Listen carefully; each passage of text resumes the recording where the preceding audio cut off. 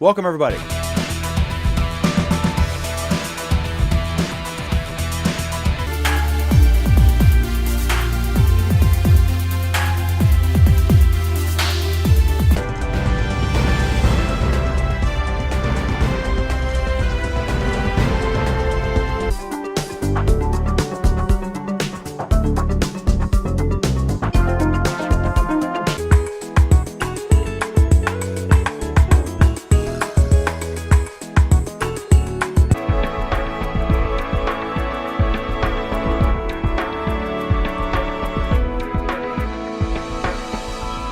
Good to have you with us. I'm Dan McDermott, your host of this longest-running program on Google+. We got to be approaching 4 years, I believe. I think, something like that. Let's introduce our panel first. We have in Menifee, California, Mrs. Pam Adger. Welcome, Pam. Hi, Dan. Hi, everyone. Good to have you with us, as always. We also have an issue with the screen's messed up. I'm not sure what's going on. Okay, let's get Kevin Bryan is in Atlanta, Georgia, from CNN Center. Welcome, Kevin. How are you, sir? Hello, everyone. I'm all right. All right. I will fix the thing there. I've got a cropping issue which I'll fix. The viewers will see it. You guys won't. And in New York, Alan Furstenberg. Alan. Hey, Dan. All right. Okay. All right. Okay. So first up, I'm going to open up my chat thing and try to fix this. This insane dash cam video. What did you guys? That was the craziest thing I've seen. So this is the plane, I guess, in Thailand, lost an engine, and the latest I heard was he tried to restart the other engine. I don't know if that was a mistake or what was going on. I assume it was a mistake, and then he guided through buildings, and he clipped a taxi. The guy and the passenger in the taxi cab lived. Then he clipped the bridge and landed. It was very quick, but it was just amazing. This technology that is so. The last amazing thing we saw was the Russian meteorite or meteor or whatever it was that came down.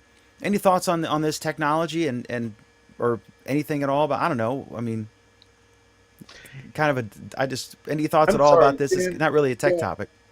Dan, I'm confused. What's so amazing about having a camera that's always running? I got to fix this.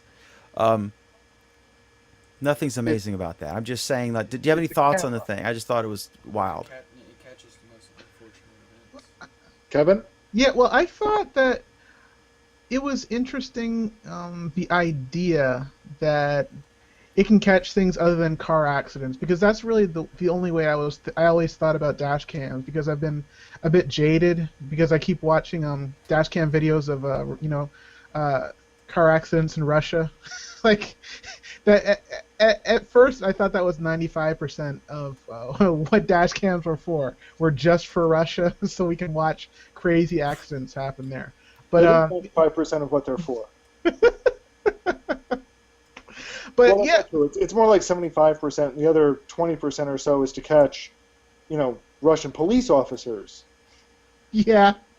The craziest one that I've ever seen was one where someone got into an accident. They ran off the road, ended up literally in the river, like floating down the river. That actually happened on dash cam. You can see it there. But this one, it's at first when I saw it, I thought it was fake. I thought it was just a picture that someone had made up. But to catch something like that with the dash cam, it was really, really surprising. And it can show that it can not just be for your legal protection in an accident, but it can actually catch some news events as well. So that was kind of interesting. Okay. Pam, any thoughts? Then we'll move on to this topic. From this topic. Okay. It was cool to watch. So let me ask the rest of the panel. Do you think that having an always-on camera is a reasonable, or to catch events like this, is reasonable in light of the concerns that everyone has about privacy violations that it also invokes? It's useful when it's for you. It's not so useful if you're trying to be a defense attorney. It's great if you're innocent, but if people want to try and twist what you've done, or if someone else is trying to, or if someone seeing the camera increases aggression towards you, that can be a problem as well. In general, in my opinion, public is public is public, but I'm not sure how safe we keep the video that we're recording on the dash cams. So it could be that someone takes the video that's on a dash cam and tries to do something nefarious with it, I guess. But go ahead. I was just gonna say it's useful for law enforcement. They have benefited from it,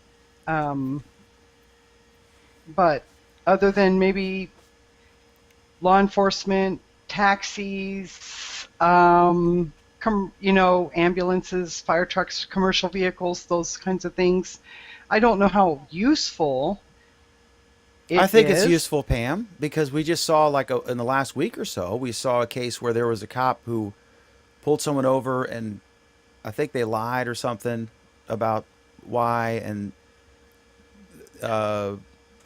It was the police officer's dash cam that got them in that one now. right. So it can work. It can it can convict the criminals on either side, and it can protect the innocent. And in this case, it provided valuable early evidence. I mean, that the black boxes are very useful, but you can't beat video of the one engine's not moving. Right. I guess what I'm getting at here is we've heard, over the past year and a half or so, people being concerned about cameras constantly pointed at them, and yet we have lots of cases where cameras are already pointed at them. And here's an example of a case where that camera was beneficial. Does the benefit outweigh the concerns on the whole? In my opinion, it helps more than it hurts, but it would be nice if there was more notification, I guess, of the cameras that are already around. But even though, in one sense as well, if you know exactly where all the cameras are, then it doesn't work as well as security devices. I feel kind of conflicted sometimes about it. In my opinion, here's how I feel. In general, it's nice to have one camera that's under your control when there are so many other cameras that are out of your control. It's a one way to technically, I guess, fight back on your end if you want to prove something happened around you. I think it's where we're being exposed to the kind of scrutiny in cases. In most cases, your dash cam shows traffic moving. It's boring, right? It's only useful in the 1% or 0.1% when a plane crashes or a meteorite or there's an accident or something nefarious happens or you saw something really cool you could share on YouTube. But I think it's kind of it's almost like we're all subject to the paparazzi now.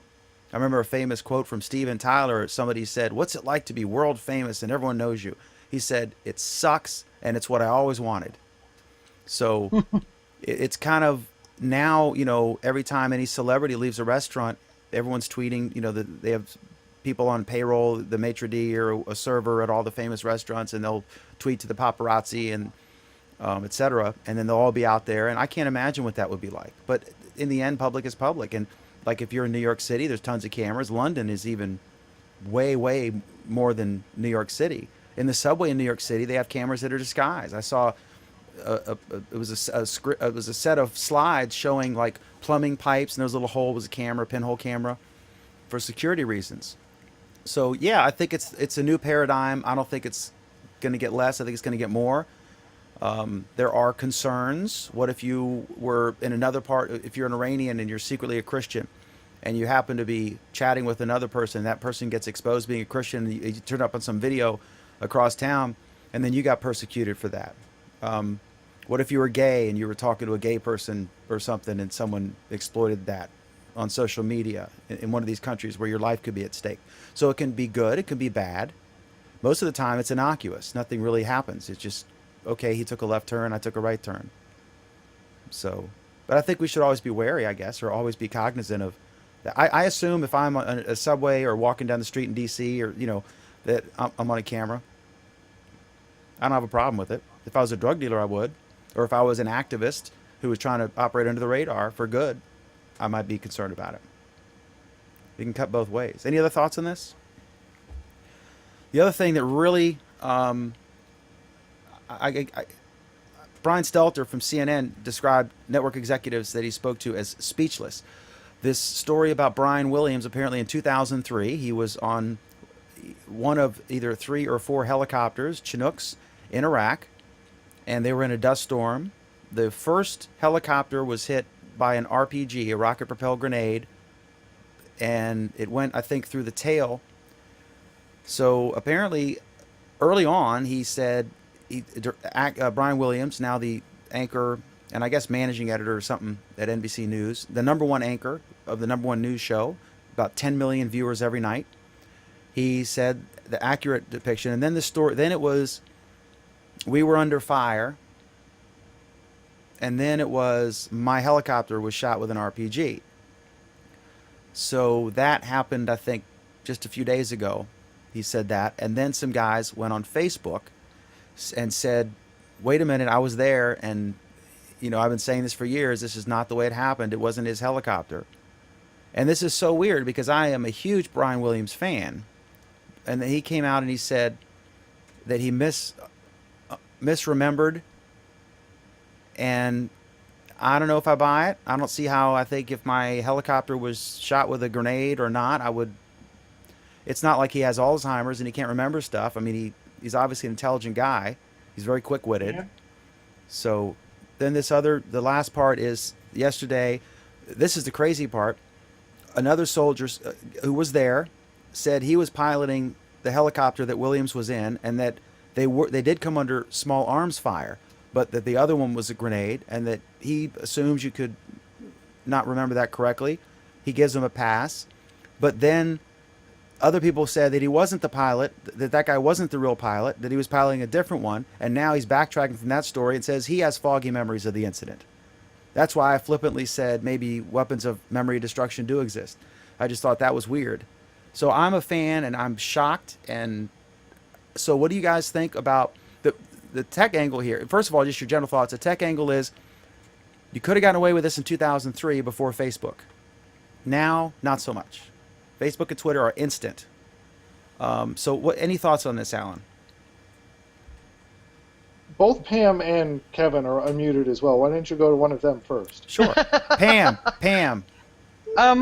Well, so I have been in a extremely stressful, terrible situation. Traumatic. Yeah, I have been in it just an unbelievably adrenaline producing, PTSD type of situation in my life. Okay, luckily I'm relatively unscathed, probably because of my personality. But the truth is, I have recounted the story here on Google Plus, and I don't even I couldn't really tell you if that is an accurate portrayal of what actually happened. Your brain does really strange things when you're going through that kind of trauma and fear, and even shortly afterwards, I started to mix thoughts of what could have happened with what actually did happen, and it was very difficult to decipher that. It required help. I had to have help with that. You know? I got to tell you, Pam, it's not even under incredibly stressful situations like that. Eyewitness accounts are notoriously the worst type of accounts, and it's a real issue in our criminal justice system that we accord them such high validity, because eyewitnesses are notoriously wrong. You get 3 people looking at something that happened, you could get 4 stories, and they could be completely different stories, and that's just the way human memory works. So to say, so it's no surprise at all to me that Ryan Gumbel does not accurately remember what happened. It's no surprise to me that the pilot does not accurately remember what happened. Yeah, this shows a good example. Maybe we should have switched those two stories, because this video of the plane crash shows exactly what the value is of having video recording of something as opposed to some eyewitness account of what happened. Or Because- 1,000 conflicting eyewitness accounts. Right, And let me ask you because- this, Kevin. What being if you were in one of 3 helicopters and one of them got shot by an RPG and all of them either did or didn't come under small arms fire, that's a pretty badass story as it is. Why would you, especially when you're so high profile, right?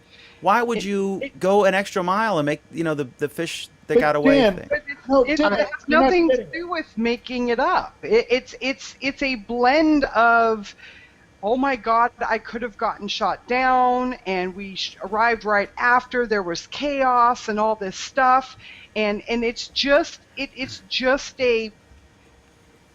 I agree. I agree with you, I don't and think I'm it's sort of agreeing purposeful. with you by saying that it doesn't make sense that he would make it up because it's such a great. I mean, it's such a crazy story anyway. You don't need that extra thing. It's almost like he was shot with 1 grenade, and he said, "Oh, we were shot with 3 grenades." Well, one's enough, I mean, if you're in a 3-car caravan and one gets blown up, that's a pretty badass story as it is. Why would he do that? It doesn't make sense. What you guys are suggesting, I think, makes more sense. I think so, and I think I'm saying the same thing that Alan and Pam are saying, that I don't think that he was truly meaning to make up any of the facts of it, but I think in his impressions of what happened, some of those things got a little bit mixed up from what actually happened. But in terms of, do I think it hurts his credibility? In my opinion, not really. There was something that happened to his helicopter, and something happened. He got attacked, kind of. That's good enough. That's the impression that I really got from the story. Yeah, something happened to his helicopter, and that's really all I need to know. It doesn't hurt my credibility. In my opinion, it doesn't hurt his credibility with me or anything like that. I think that covers everything. I think what's really going on is that people are micro-examining his testimony as opposed to the testimony of other eyewitnesses in other cases because he has a higher profile. But really, his eyewitness testimony isn't any more reliable or unreliable than any other's eyewitness testimony. And it's not that, and eyewitness testimony is exactly what Alan was saying. It's not that trustworthy sometimes. And this isn't even the first time we've seen this in high-profile cases. I mean, a couple of years back, we had, Secretary of State Clinton talked about how she landed in some semi-combat zone and was under fire, and afterwards it came out that no, that's not exactly how it happened. So you do have to, ask, look, does this mean the Secretary of State has memory problems? Does this mean the Secretary of State was lying? What does this mean? And the answer is, you ask just about anybody, and human memory is tricky. It's very subject to being influenced. And those influences can come from all sorts of different quarters. So it's not too surprising. And just so I can, play. Just so it's clear that I'm not playing party favorites, President Bush, when asked what he was, what his role during Vietnam was, he did not accurately, what he said he didn't match up with the record either. And so also, I was just going to say, my dad was a fairly high-ranking U.S. government official, and at one point he was traveling all over Europe, and sometimes it would be 2 days in Copenhagen, a day in Brussels, quick trip to Athens, and then Istanbul that afternoon or evening for meetings. And he said sometimes, Dan, I'd wake up in a hotel and I'd have to look at my calendar to figure out what country I was in. And so I could easily, if someone said, like, you met this person, he said, I met this person in Copenhagen. It's, oh, wait a minute, we were, later, I'm wrong, it's hazy. Oh, wait a minute, it was Brussels, and it really wasn't this person, it was this other person. It was the butler with the knife. It's really easy to get confused about these things. Okay. So we did the ratings topics, basically. Anything else on this? Was anyone not like totally shocked at this? I did not see this coming. I'm a huge, I wasn't totally unabashed. shocked. You weren't shocked? No, not the least bit. I Really? wasn't either.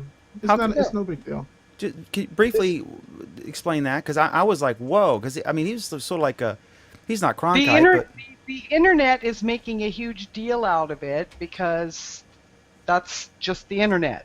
You know, anytime someone fails or falls or misspeaks or whatever, and they're that's just the nature of the internet. You know, but in reality, I just don't think it's that big of a deal. Yeah, I mean, like I said, I have a basic understanding of human memory. I've been talking to you for 2.5 years. So, I've seen how human memory doesn't work. Oh, way longer than that. I have to tell you that September 30th was my 3-year anniversary on the show, and you were already doing the show. Yeah, it would have been 3.5 years, I guess. I don't remember these things. and also, and Alan will probably back me up on this. In the 3 or 4 years we've been doing this program, I have even gotten some facts confused, at least once or twice. Per show. No. Where's my Ritalin? No, I but don't in all take it. seriousness, I mean, it didn't surprise me at all, simply because this just how people work. It's weird know, though. Don't you think it's weird? Like, don't you think it's kind of badass enough? Like, I was in a 3 or 4 helicopters and one got shot with a grenade in Iraq. Why would you need to? That's cool. That's a great bar story. You know. I mean, why would you? I don't know. Well, you keep in mind, it's not just what he remembers. Sometimes there's a situation of playing telephone where someone around you may say, "We're under attack," and then you hear, "Okay, I guess I'm under attack," but the person who said it is looking out the window and saying we're under attack, and then sees something else happen, but they don't announce to the rest of the people who are in the plane, "Okay, it's not really us that are under attack." And so he thinks if he's not looking through the window at the time, he might think, "Okay, I guess we were under attack," but maybe he just heard something from someone else saying, "Oh, we're under attack." It could be just that. No big deal. But it is fun to talk about on Twitter endlessly. That's Oh, really those great memes. That's really the takeaway. And Brian Williams messed up. That fits really well into 140 characters. I sensed just a tad bit of sarcasm there. and I just my I think favorite the word was endlessly was the cue for me. and I just my favorite was and I have to fess up and concede I actually was not on Apollo 8. I just wanted to correct the record there. I may have misstated. That was from David Frum. Okay, anyway, so next up, Google versus Uber. I'm not sure this is accurate or not. It was originally from Bloomberg. I saw another post disputing it, so I don't know. But apparently, Bloomberg came out with the first story, and then I have some analysis from the Washington Post, which has really gotten better. They're really interesting. They've always been good, but I'm glad to see Bezos is kicking some butt. But anyway, so Uber is, of course, that company that it's involved in the ride-sharing thing where you have an app on your phone, you can summon a cab, and there's email-style ratings of the drivers. You can choose the closest one who has a good rating, and they can rate you, but you don't know what their ratings of you are so that you won't beat them up later. And you pay for it through the app, including the tip, so you can come out of a bar drunk or you don't have any money with you, you're coming out of a meeting or whatever, and you can summon a ride home, and it's all paid through your account that you've set up previously, and it's proven very popular. And I covered the DC Council meeting where they were discussing it, and one of the councilmen said these are the only guys who will actually come in to Southeast because the regular cabs are afraid to, and we love Uber, but it's disruptive, just like the other services, like where you can rent your room upstairs out. And so they've been, of course, the legacy incumbents are all pissed off at them. Anyway, so and Virginia just made them legal, or set a pathway forward, which we're going to talk about later. But anyway, so this story here is that David Drummond, who is the lead or general counsel for Google, has been since the early days when the two college kids needed a lawyer.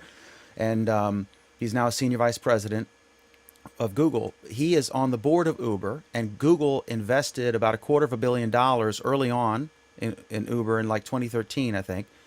I'm not sure what they were valued at or what their stake is. I don't know if it's 5% or 30 or whatever. I have no idea.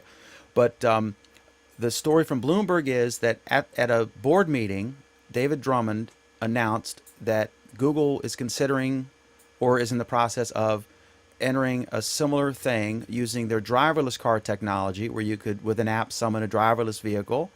And that seems like the logical way this is going, because from the beginning, he's talked about you don't need a car and how inefficient giant parking lots are around big office complexes, the Pentagon, and shopping malls, etc. And that it made sense to just be able to summon a driverless car and have it come pick you up and take you home. It was cheaper and more efficient. So there's an argument for that. And of course, you cut out the driver, which is an expense. The driver, in fact, makes most of the money, although he's maintaining the car, so there's still that expense. Anyway, so this is seen as like there's a big fight, and the Bloomberg story suggested that the board was considering whether to ask David Drummond to resign from the board of directors, which of course brings up thoughts of Eric Schmidt departing the board of Apple once Google got in the phone business, and Steve Jobs was upset about that. So, any thoughts on this? Obviously, a driverless car, when the technology is there, is more efficient. Go ahead, Alan. You missed the second half of this story, and that's that after I misremembered. After this whole thing came about that Google was going to be doing this, Uber then announced that they were going to start a driverless car program, and essentially hired all of the autonomous vehicle people from Carnegie Mellon University. Was it Uber or Google? No, Uber said they were doing that in response to Google's saying they were I going to did misread that. I thought it was Google that was doing the Carnegie Mellon thing, so I'm mistaken there. Uber was supposedly bought them all out. Now, let's step back and look at a couple of things here. One, Uber has said for ages that one of their long-term goals is to have autonomous Uber vehicles. And two, Google making this play right now is really kind of odd, since they're years away from autonomous vehicles actually being useful. So it's not clear why this all came to a head now. The genesis is, I think, that legally, if David Drummond is on the board of Uber and he got the slightest inkling that Larry, in a board meeting, or there was a discussion of this, that his company might enter into direct competition with Uber, wouldn't he have a responsibility, morally, if not legally, to reveal that? This is being run up the flagpole at Google. I just want to make everyone aware of that. I think that... Yeah. And then, of course, like everything else, it gets, all of a sudden it's a bloodbath on page 6 of the New York Post, right? Or in this case, their competitor, Bloomberg. It feels kind of weird that they're both kind of jockeying for position in each other's businesses this early in. It's the same thing, like what Alan was saying. Google's years and years away from having a real autonomous car that could really function, and Uber's just in the very beginnings of trying to get an autonomous car running, and then for Google to jump into saying they're going to be able to pick up people, and then it feels like it's too early in the news cycle to actually figure out anything that's really going to happen. It feels like they're just jockeying for position. Just, maybe this idea will work, maybe this will work, but nothing can happen yet. Pam, this is a logical thing that even Uber, I mean, if driverless cars became a thing, Uber would be the first company to get excited about doing that, right? I mean, to implement a fleet to be able to literally cut out the middleman or middlewoman. Pam is... If driverless cars become a thing, then I could just have my driverless car and then tell it to go park somewhere and have it come pick me up. I don't need Uber, right? Well, it's driverless. I can be drunk. Yeah, but I don't need... Hypothetically, Pam could be drunk. Hypothetically. And the other thing, though, is you don't even need the car. if you just subscribe to the if you either have a subscription to a service, or you pay, $15 a ride, why would you pay $50,000 for a car that's mostly doing nothing? And that's if it is 50,000. It could be more. Who knows how much the individual car could be when it first comes out? So price would be a big factor there too. You might not just have your own autonomous car. True in the beginning, but then beta versions are risky. But then Uber can call up and say, we'd like 10,000 of these. I remember when Subway, the guys who invented that the Turbo Chef oven that could cook a sandwich in like 90 seconds. It's in every 7-Eleven now. When they were just starting out, they invented it, and Subway called up and said we'd like to buy. They were impressed and said we'd like 10,000 of them, and they put them on the map. I could see Uber doing that, or Google certainly, and Google will be cutting out the middle company as well. So, okay, any last thoughts on that? I actually like hearing about this kind of competition. Absolutely, like to see more of it in cable, and we'll be talking about that in a bit.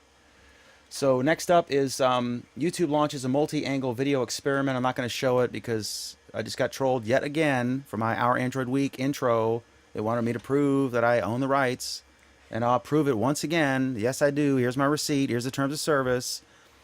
Welcome to Google or YouTube. Turn around and grab your ankles. Thank you for your monetization. Anyway, on that note, YouTube launches a multi-angle video experiment. This is kind of neat. You see like a 3-camera, 4-camera shoot. And normally you gather the video up and you load it into Final Cut or Premiere or Vegas or whatever you use. And then an editor will choose the different angles. Like imagine the Fox interview before the Super Bowl, or it wasn't Fox, it was NBC, I think. Interview with President Obama. There's a reporter and there's the president, and there's a shot of both of them and maybe another shot. And then someone's mixing those, just like I do here, 1, 2, and 3, right? So now what YouTube is doing is they start with a concert video, but now you'll be able to choose your shot. And I could see this very interesting for like sporting events, concerts. It was what they did here. But imagine if you were watching the Masters tournament, where they probably have like, I wish Michael were here because he works there every year. They probably have I think they literally have like 150 cameras or something insane. Imagine if you could choose any camera. And there is some to this degree, because on the Masters website you can choose different holes you want to watch. But this is kind of gimmicky and it's quirky. Dan, let me ask you a question. Sure. Do you own a DVD player? I'm sorry? You own a DVD player. In mothballs, yeah. I'm sure How some long are. have you used it for? How long have I used it? How long have you used a DVD? How long have you watched DVDs? Since they came out. So I'm that from would the be- laser. I have $5,000 worth of karaoke laser discs, I'm not asking about laser discs. and I'm so I'm asking from about the DVD. dawn of the DVD player. So late 90s. Yes. You ever used the multi-camera feature on your DVD? Real quick, has I don't think I did. anyone checked the YouTube feed? Because Sai says if this is live, I'm totally not seeing anything. I have concurrent viewers, and I have. I will check that if you guys carry on. I'll be right back. Clever way to dodge out of my question. Oh, you can ask me, but you can't troll me. I'm scared of I have Pam, four. and I'm really scared of Alan, or in reverse order. But I'm totally scared of Sai because he's really witty when he's trolling. So I got to check out Sai's observations. Here's the thing. Multi-camera seems cool, but we've had it for over a decade. Is that used to make 3D? No. It's used to make it so that, one potential use is each of us could be on a different camera, which we are, okay? And the user, the person watching the show, could pick which of us they wanted to focus in on at any given moment. That's what multi-camera is for. And yeah, it's a clever use, and I can see it being used for Hangouts, I can see it being used for concerts, and I can see it being used for sporting events. But let's face it, nobody does. Nobody will. It's a clever feature that will almost be completely unused. Yeah, I had thought at first when I heard about the feature that it was going to be on the back end, that that they would be able to mix stuff behind the scenes live, like kind of like a baby's first TriCaster, where you could see the feed and then just choose, okay, let's show this camera, let's show this camera, and that would be kind of interesting. But yeah, this is exactly what DVDs have been able to do for a while, and people aren't going to really do that with their videos. It would be a lot more interesting if they would introduce some of the features that you can get on the TriCaster, and put that behind the scenes. That would be a little bit more interesting than this. Yeah, I mean, it's not like this is bad, but this is kind of nifty feature that nobody will care about. And yeah, people just aren't going to switch around a lot. They just don't want to do that. So while Dan is still trying to figure out if we're actually broadcasting. No, Jason says he can see the video, and there we have other comments. So Okay. I'm relatively, actually, I'm 100% sure if you can see it in Guam, you can see it anywhere, right? So clearly, Cy is on some interesting pharmaceuticals this evening. Or he doesn't have access to YouTube. You want the YouTube? So while Dan is still trying to figure out something, I don't know. Anybody else have anything else to say on this multi-camera thing? Yeah. So even more exciting than that is you can now use Google search as a mortgage calculator, I guess. I didn't even see this story earlier, but this is kind of, okay, that's interesting. So basically they've launched this mortgage calculator. Go to google.com and Cy has solved his problem. What was that? Cy has solved his problem. Oh, I thought it would take a lot longer for Cy to solve his problems. Okay, Cy solved his viewing this show problem. Okay. I won't even comment on that one. So now apparently you can go to Google search and ask something like, at 5% APR, how much can I borrow for 10 years? Or various other questions along mortgage and lending like questions. And Google, in the same fashion that it spits out, if you ask what 2 + 2 is, gives you an answer. Hey, I'm really am planning a trip to New York in September. Probably the week after Labor Day.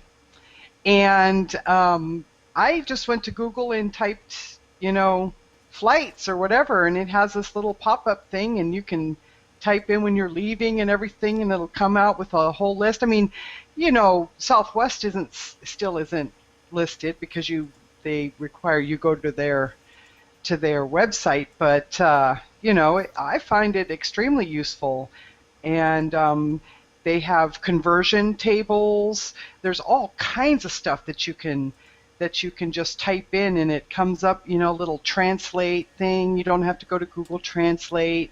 So yeah, those are very, very useful. I'm thrilled that there's yet another. Now, if they could do a retirement calculator, that would be great. How much percent do I have to make in order to, over how many years to get, 22 million or whatever? I'm still stuck on Alan's 2 + 2 calculator. Playing with this now. This is amazing. I got the sunset. I just said, I went to the Google app. I said, okay, Google, when is sunset? And it told me. It speaks it. That's another neat thing. If you're driving, you could just hit the thing. Like if you're on an Android phone, go to your lock screen. You don't even have to look at. You can look the road the whole time, which Pam's a big advocate of. Here I am. I got a cigar on this side. I've got a beer in my crotch. I'm texting and driving.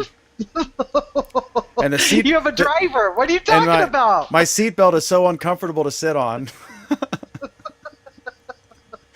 Oh my God. That's a real letter Lee Iacocca got when he was at Ford and he first introduced the seatbelt. Made it mandatory to model. Someone wrote in and said they're very uncomfortable to sit on. I'm not making that up. That's in his book. All right, so are we good discussing the mortgage guy? I just wanted to throw that in there because it's, we try to be loyal to our original thing. Because I'm not as interesting as I appear on television.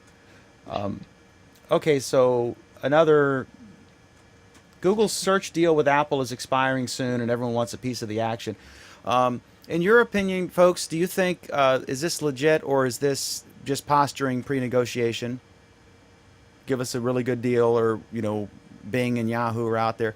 Do you think Apple would do that? And It's totally. I mean, everything around these big deals is posturing. Everyone knows that Google is the best in search. So now the question is, can we get a good deal? Is it going to be to our advantage? How can we look? That's really all it is. We all know who you would go to first for search, and so it's just position. It literally is just positioning. Just let's figure out how to make this look good for us. that On either said, end. a lot of folks have said that the Apple Maps have gotten better, which is analogous to this. Than compared, they're not Google Maps by any stretch, but that they've improved dramatically. And a lot of folks have said that Bing has gotten better, has shown dramatic improvements from when it first started. I think initially they got busted for literally scraping Google's search results and just importing them in mass. But Alan, can you see Apple, especially on the heels of when they dumped Google Maps for Apple Maps and they suffered all that bad PR, could you see them switching, a la Firefox, their search from Google to any of the also rans? Sure, why not? Okay. I mean, they said they were going to go nuclear, but that said, so what if Safari changes its primary search engine? Safari has what percentage of the browser market? I think it might even be less than Internet Explorer. On desktop or on mobile? Or both? Both. Okay, to the Googles. We're sponsored tonight by Wikipedia. Yeah, ultimately, it doesn't really. This is one of those ones where I mean, it's just positioning because you don't ever have to stick to what they give you anyway. I mean, whatever search there is, you can always just switch to something else anyway. I mean, it is definitely true that most people end up using the default. So, in that sense, you want to be the default. But if you really don't like it, you can just change it. There's nothing stopping you. Right? It really, it's just, billionaires fighting billionaires. That's all that's really going on here. This is not a fight that involves any of the users.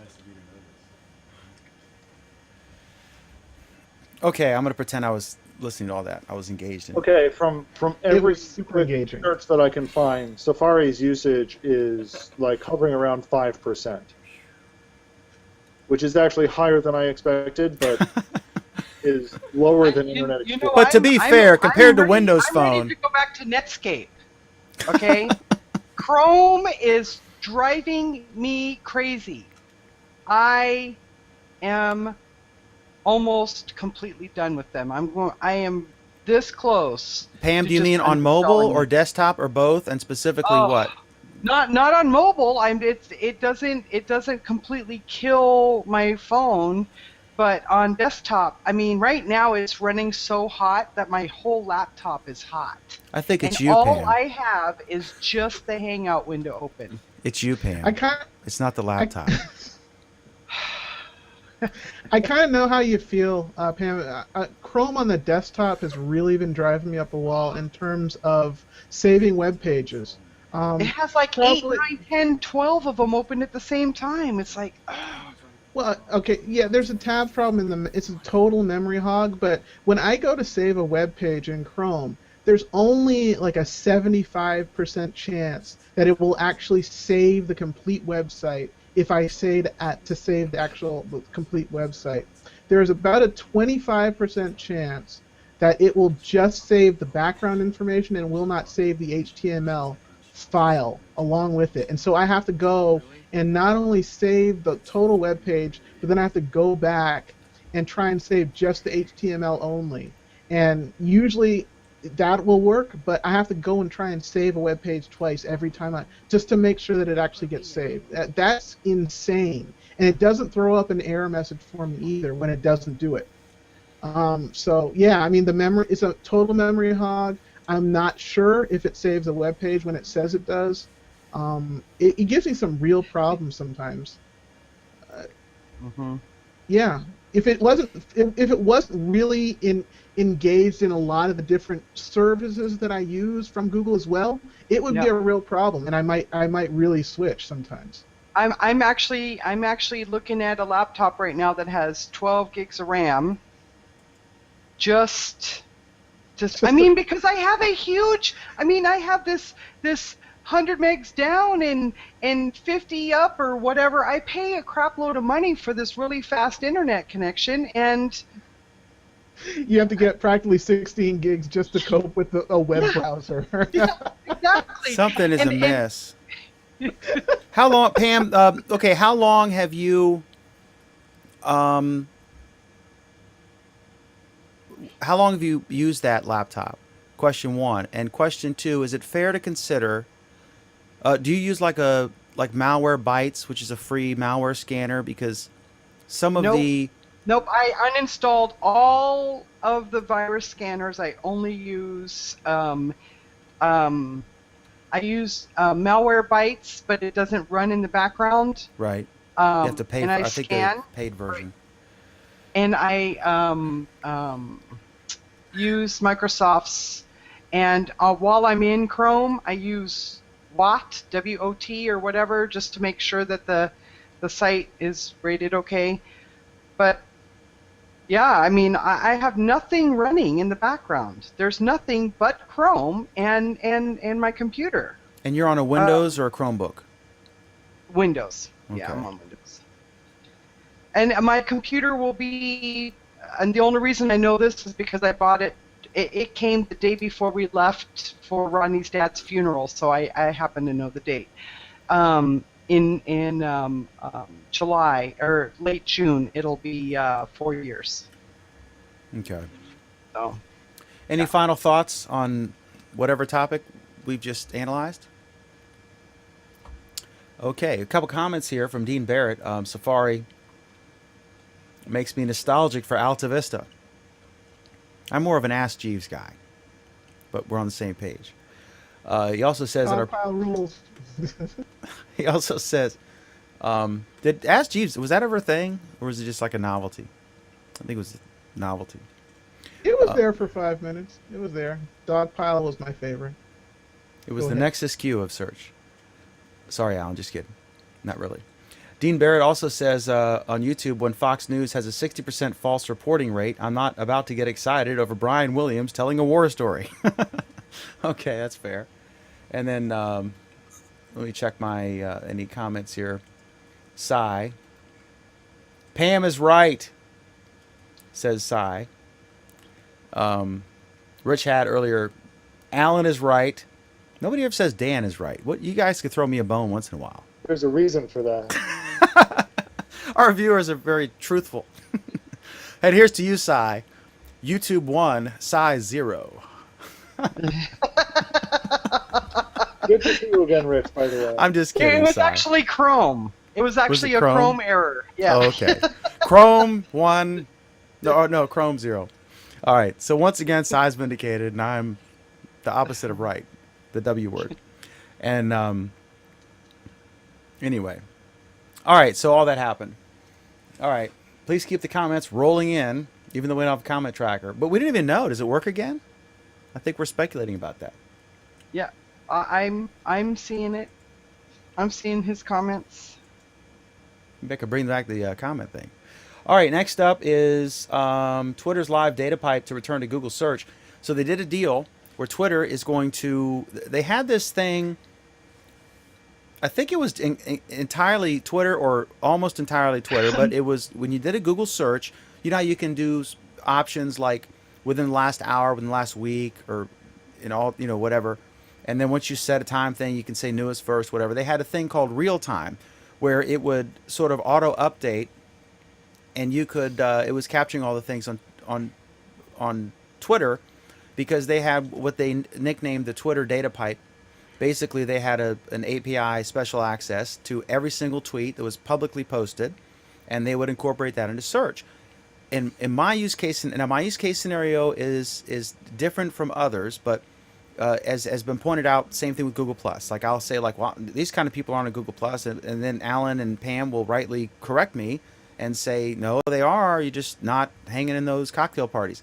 So in my case with Twitter, I find it a great place to get the latest news, and I have various reporters who I either know or respect or follow for whatever reason, and I can get in kind of real time. But the actual Twitter app and the Twitter on desktop is slower than some of the apps that are from third parties that access Twitter through the API. So this is neat for me because I really liked the real-time thing where if there was something like this plane crashed and I was trying to, because I saw the image first and I shared it and it's like, wow. And it was shared from Brian Stelter, who I trust. So I knew it was like something, but I didn't know about the crash yet. I just like got into my computer and it was like a 3-minute news story. So in the old days, I could go to real time and get the latest stuff. So that was really useful. So can any of you guys, any of y'all have any thoughts on this? I'll start with Kevin because he's on camera, and Pam's Facebooking. Or Yeah, I this is think the Pam's one I have. Snapchatting. Pam's Snapchatting again. We're gonna have to have Sexting with my husband, actually. admitting you have a problem is the first step, Pam, toward recovery. Just and I missed you. I missed you at the meeting last week, Pam. Go ahead, Kevin. No, what I was going to say was this is the best thing since sliced bread. I have been waiting for this for forever. This is so huge because the worst part of Twitter is Twitter. If you ever have a client, see, okay, Like the worst part of Dan's show is Dan. well, okay, the worst part of Twitter is For once, Dan worst is right. The very worst part of Twitter is actually Twitter itself. When it comes to the client on mobile devices, the worst of all the clients is always the Twitter client. It's always the default. And the worst interface is usually online in the browser is usually the twitter.com website itself. It's terrible. It's always been terrible. And so people have been trying to find workarounds, and Twitter's been trying to tighten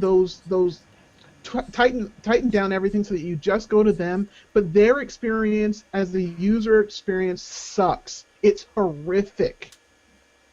So one of the best things that you could do with Twitter when Google had the fire hose was that you could actually go and actually search for tweets, and you could do something that you couldn't do on twitter.com, which is actually find them.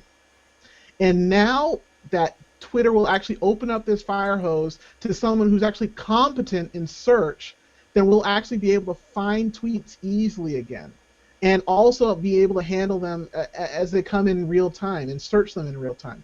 That's going to be absolutely phenomenal for searching what's going on Twitter right now.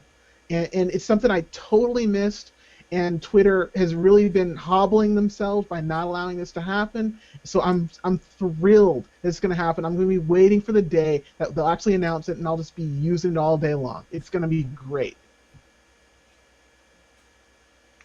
I'm not sure if anyone else has any opinions on it. I'm not sure how I feel about it. I'm a bit wishy-washy. So. No. I guess here's my question about it, though, for you, Kevin. We've seen how wonderful a job Google does at Google Plus search. Why are we expecting better from Twitter search? Oh, no. Well, if you compare Google Plus search with, at least in my opinion, with Facebook search or Twitter search, Google Plus search is actually way better. In my opinion, although Facebook search has caught up a bit recently. You can now actually search for things again. It's caught up a little bit, but it's to me, it's not at the same level. I always find it easier to find stuff on Google Plus. It's not. Are you at the serious? level that I Do you would like find it it to be. the Google But Plus it's search you that- find superior to Google search? No, I mean, Because I have to click like 5 times. If I'm trying to find a post, like I was trying to find a post I did about whatever, and I've got to click here, click, more, and wait for it to load, and then post from you, and then no, I don't want the best of, I want most you know what I mean? And then sometimes you'll get 17 in the best of, and you might get 19 in most recent, or 13. I think it's kind of kludgy in a way. No, I'm sorry. I need to re-say what I meant to say. What I meant to say is if you compare searching for Google Plus posts as opposed to searching for Facebook posts that are public and Twitter tweets that are public. That's what I meant to say. I think, I don't but specifically haven't mean they to say done that- the what's the word when you tell the search bot? Hasn't Facebook shut Google out? They kind of have and they kind of have not. You can sometimes find stuff on Facebook. Sometimes, maybe kind of if you search But you're on limited Google. to the time it takes for their bots to crawl it. You don't have a real-time pipe. That's what was so superior about this. And to get to your other point, which I totally agree with, I think Twitter made a mistake when they declared war on all third-party apps. They bought the one good one, the really badass one. What's the one that's like a Chrome? TweetDeck. TweetDeck. That is amazing. They bought it, and the other ones they limited to like 100,000 users or something, which basically means it's not worth doing. Instead of creating an ecosystem where the just because you're good at, I mean, they're living just like Google basically makes $12 billion a quarter because they figured out a better algorithm for search and they beat Yahoo. And they're riding that out, and they're using that to fund all these other moonshot things, and some will bear fruit and some won't. And Twitter needs to get off their high horse and say, you know what? We got a cool concept. It's great for breaking news and great for, hey, we got a great new car for sale, and some people like it and stuff. But they are having a user adoption. They're not meeting analysts' expectations, although the revenue is good in their earnings call. But I think that they should encourage.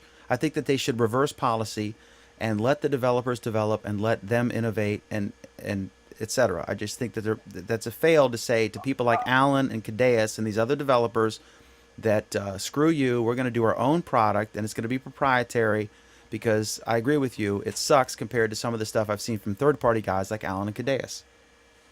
Yeah, But wait, okay. are you talking about Twitter or Google? Twitter, now? Twitter. Oh. Yeah, why would Although- sounds kind of like Google. Alan could certainly, you two could certainly advance the topic to a different non-existent ecosystem with a very limited API access. But I was referring to Okay. Kevin's observations about Twitter declaring war against innovative developers when other No, companies I are was courting them. listening. I was listening. I asked the question on purpose. Okay. I don't have ADHD. I can do multiple things at once. One thinks you defend Dan, too much. Dan, just in case that wasn't clear, that was a dig. Oh, she was digging me? Right. A rare dig against Dan? The point is here you are criticizing Twitter for this, and yet Google hasn't even come close to doing anything. Uh-huh. So the two of them, I kind of disagree with Kevin. The two of them together is, kind of like frick and frack. I mean, there's, so what? Two is not better than one in this case when it comes to, developer access, any kind of modifications or, any of this other stuff. And they're just going to foist things on us with,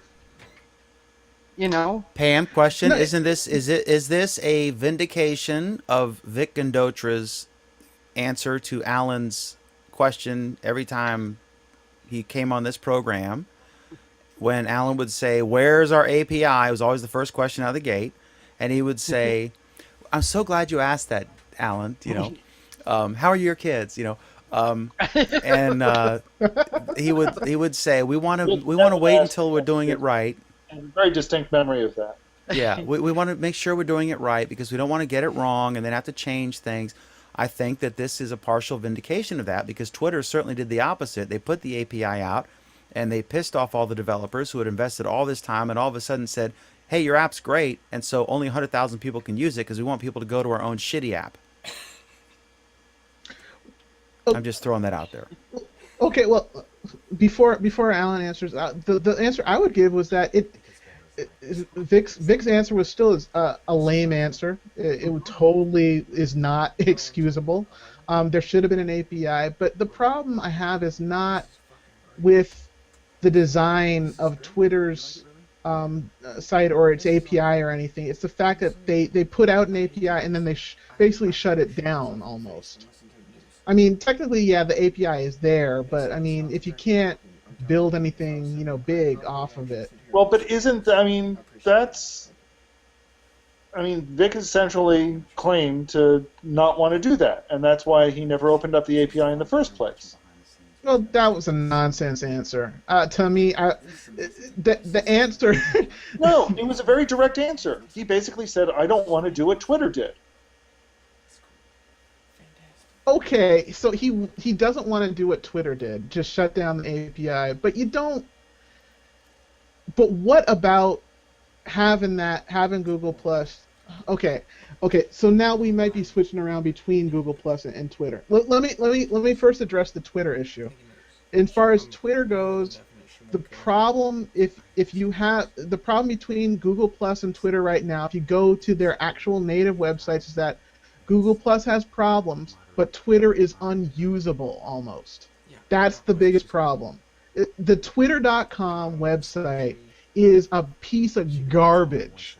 No, that's what the problem is. Kevin, the fundamental issue is that Twitter needed to figure out how to make money.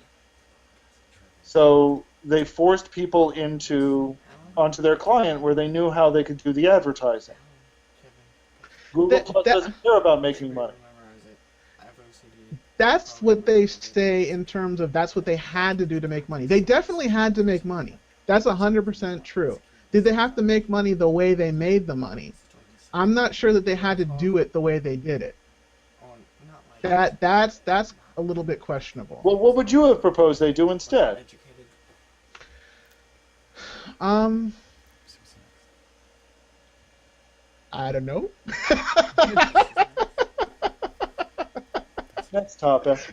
No, I mean there are options. So, for example, if you're using, one of the reasons why I put up with Chrome is because they have extensions and they have things like that make my Google Plus experience better without necessarily changing. Well, I guess those stupid plus ones, I found a workaround for that, but without basically changing what Google wants you to do, which is use Google Plus, right? So why couldn't they open the API but still require that it interface with Twitter and not, you know what I mean? There's rules, right? So, I can sort this way or whatever, but you're still going to be forced to see the ads, or you're still going to be forced to, whatever. That's off limits. Because enforcing the rules is notoriously difficult. Yeah, but now, but the problem is now that everyone is forced to go to Twitter.com, but now I hate Twitter. That's a problem too. And right now I can't go anywhere because Twitter is the only place to go for real time. But if real time is all on Twitter and I hate Twitter, that you have now created an opportunity for the next thing to replace Twitter. As soon as another service comes along that can do short messages and can handle real time better than Twitter, I'm going to leave Twitter. That's what the problem is. You've now created a record company problem where you have to buy the album from the record company because they control that distribution. That's the exact argument against Facebook stock price, the darling of Wall Street. In the tech world, as we've seen with Tom Anderson, and he's the first to admit it, the minute somebody else comes along and does it better than Facebook, Facebook is screwed. Well, yes and no, because Facebook has managed to tie itself into lots of people's lives in a way that it's not going to be easy to untangle themselves. Because I don't think there's ever been really another network that got everybody. I mean, you can look at MySpace, you can look at other sites, but I don't think there's been any other social website that really did get everybody. You know, if you expect to get anyone, you can go there, and I don't know that that's easy to replace. Twitter is not at that level, these lives, the way Facebook is in everybody's lives. Will Twitter So- emerge from being a niche product? They've got to figure out a way to engage people who first join Twitter and have to figure out how Twitter works in a way that makes sense.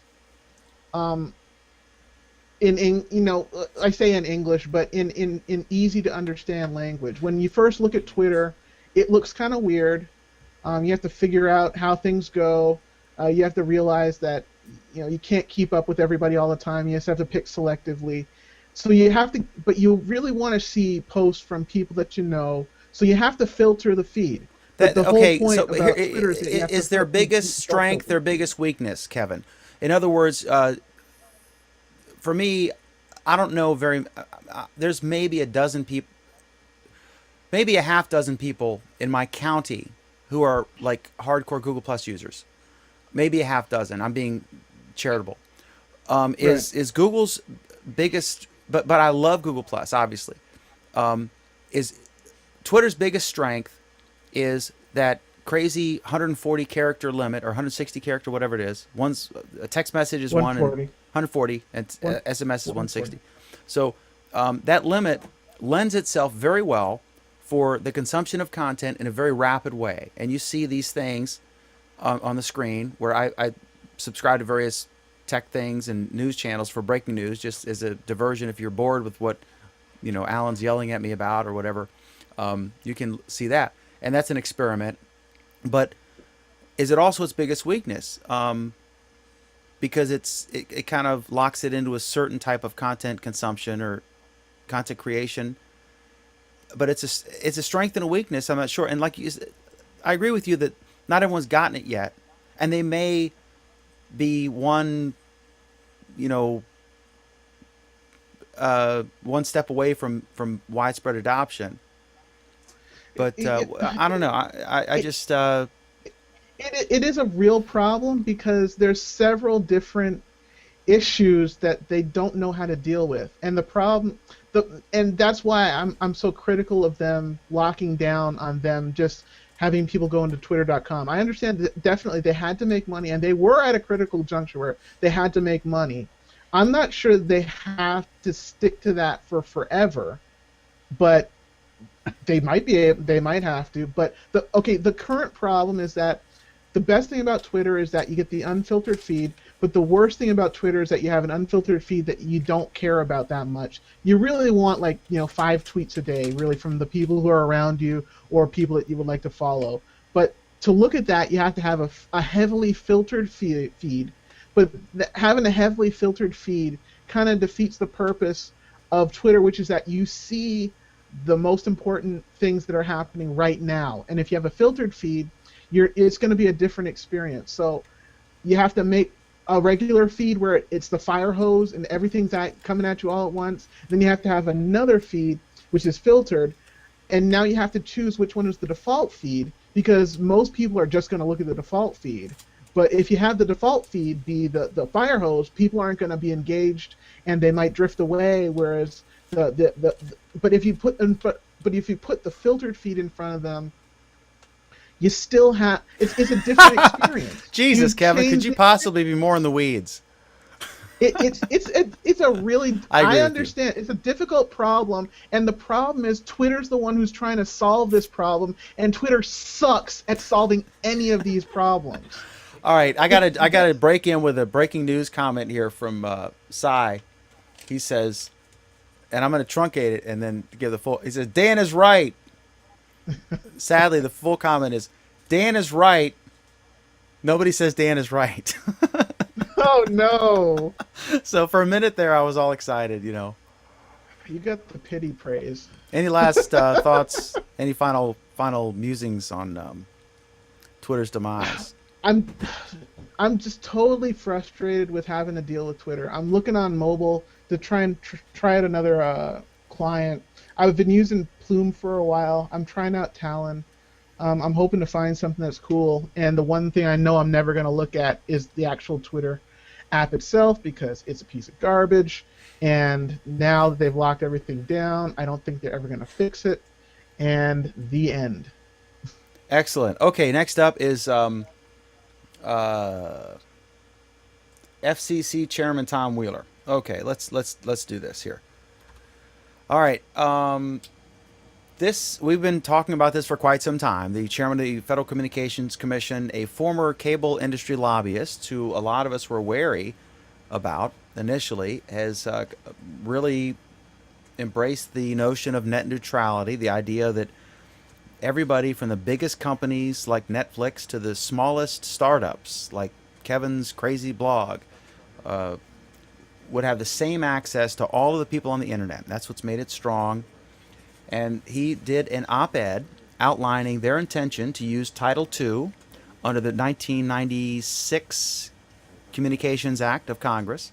And let me clarify from the outset that the FCC only has the power that Congress has granted it, but then others can agree or disagree whether they are properly executing their power and interpreting what their power is. And so this will be litigated in much the same way that we saw the president with his executive orders and executive actions, which are two different things. Wikipedia that.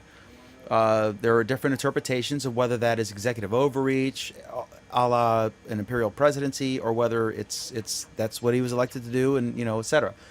So I'm just going to read three key parts here. He notes that the internet would not have emerged as it did, for instance, if the FCC had not mandated open access for network equipment in the 1960s. Before then, AT&T prohibited anyone from attaching non-AT&T equipment to the network. The modems that enabled the internet were usable only because the FCC required the network to be open. There he's laying that this is not an unprecedented action, that the FCC has acted before to free up innovation. And he said that companies such as AOL were able to grow because these modems gave them access to the open telephone network. Then he tells a personal story of how his company went out of business because of a closed system of direct access to the homes by the cable companies. I personally learned the importance of open networks the hard way. This is the Federal Communications Committee Chairman Tom Wheeler writing in an op-ed for Wired magazine. In the mid-1980s, I was president of a startup, Nabu, the home computer network. My company was using new technology to deliver high-speed data to home computers over cable television lines. Across town, Steve Case was starting what became AOL, America Online then. Nabu was delivering service at the then blazing speed of 1.5 megabits per second. For those of you who have ever heard of a T1 line, that's 1.544 megabits, and it's the same up and down, but it was about $3,000 to get the line and the connectivity, because we had like 20 of them. It was hundreds of times faster than the modems, which were either, at that time, probably 56 kilobits or 64 kilobits with encryption, or with, whatever you call it. And Steve Case admitted, he said, we used to worry about you a lot. But Nabu went broke while AOL became very successful. Why that is highlights the fundamental problem with allowing networks to act as gatekeepers. While delivering better service, shades of VHS versus beta, Nabu had to depend on cable television operators granting access to their systems. Steve Case was not only a brilliant entrepreneur, but he also had access to unlimited number of customers nationwide who only had to attach a modem to their phone line to receive his service. The phone network was open, whereas the cable networks were closed. End of story. And he notes, again, it was an FCC rule that this occurred. So he said, that is why I am proposing, and this is the money paragraphs here, 2 paragraphs. I'm proposing that the FCC use Title II authority, basically saying that they are a common carrier, like a phone company, if you will, to implement and enforce open internet protections. Using this authority, I am submitting to my colleagues the strongest open internet protections ever proposed by the FCC. These enforceable, bright line rules will ban paid prioritization, like Netflix having to pay Comcast to keep Comcast from slowing down their signal to consumers, and by banning blocking and throttling of lawful content and services. I propose to fully apply for the first time ever, and this was the actual news in this, although it was overshadowed by the general story. Those bright line rules would apply to mobile broadband. As FCC Chairman Wheeler continues, my proposal assures the rights of internet users to go where they want, when they want, and the rights of innovators to introduce new products without asking anyone's permission. And he says this can be accomplished, and I'm ending now, while encouraging investment in broadband networks to preserve incentives for broadband, to invest, it will modernize Title II, tailoring it for the 21st century, to provide returns necessary to construct competitive networks. For example, there will be no rate regulation, no tariffs, no last mile unbundling. Over the last 21 years, the wireless industry has invested almost $300 billion under similar rules, proving that modernizing Title II can encourage investment and competition. I would make two personal observations before I will hand it over to our panel. One is that this is an admission that the cable companies do have a de facto monopoly because it does not make money, or it does not make sense for multiple companies to run a pipe to your house. That last mile is where the real infrastructure is, especially going up to the guy in the mountain. You don't have two water pipes to your house in most cases. You don't have two electrical cables. When it was all landlines, you didn't have two or three telephone companies in most cases. And so the government has always, gas lines, the government has always said when it doesn't make sense for multiple companies to have 6 different fiber connections, the government has some responsibility to regulate what is not necessarily a true monopoly and that nobody else can go in there. Because in many cases, other companies, if you have Comcast, Verizon could go in there, Cablevision could go in there, but it doesn't make sense to run multiple cables only for the purpose of engaging in a price war. So there is a de facto monopoly because of the practicality of the situation. And so that's the reason why, even if you are generally against burdensome regulation, you should be for this proposal because, and there are other long-term solutions, and this problem will largely fix itself if what Elon Musk wants to do works with satellites and his competitor, although Elon doesn't have the spectrum. The second point is something that George Cozy brought up, and then I'm going to be quiet for a bit, that George Cozy said in his area in the Netherlands, a company came in. It was a private company. It was not the government, but they were encouraged by the government in the same way that local governments are bending over backwards to accommodate Google Fiber and trying to lure other companies in. The one locality that has municipal broadband in Virginia got I think 700 jobs from Lockheed Martin afterward just because they had the internet. But they're grandfathered in because the state banned that, and of course they're all getting money from the companies. But what George Cozy's model was in the Netherlands is this company came in, they laid the fiber network and installed the fiber hub, and then they sell access to that wholesale to any provider. And so I think George said he has a dozen different providers from which to choose. So that's a whole different model that could work with our existing infrastructure or some modifications, in the same way that they made the phone companies, when it was all landlines, they made them sell wholesale access to other carriers, and you saw these carriers pop up. So anyway, that's the broad thing, and I apologize for the ridiculously long explanation, but I'd love your thoughts. And you want to go, Kevin? You're there with bated breath, and I'll be back in a moment. And Alan's in charge, or Pam's in charge, or whoever's in charge, and I'll be back. Well, first, I'm really thrilled that we got something that was very unambiguous, at least as a starting point, from Tom Wheeler. It was a really beautiful story that he gave in his explanation as to why he was pushing the decision he did, which is that he had a business that was operating on a base that was not open, namely cable, and his competition was based on something that was open, which is the phones. And he lost out simply because his base wasn't open and the other company's base was. And so that gave a really good explanation as to why you would want to do something like this. It was also really encouraging to hear him talk about mobile broadband and making sure that that's open as well. Yeah, that was the part that I found most surprising about this, is that this isn't just going to apply to landlines. it sounds like they're going to be pushing this for mobile, which previously was considered, well, maybe we're not really ready for that. Right, right. Sometimes we get these partial victories, and a lot of big, huge issues get pushed to the back burner. Mobile really is where everyone's heading, and so for him to make sure to address that right now, that's really, really encouraging, because that's the place where everything is really growing. What I'm worried about is how much pushback there's going to be in terms of lobbying and donations to politicians, because right now this is going to be a political problem.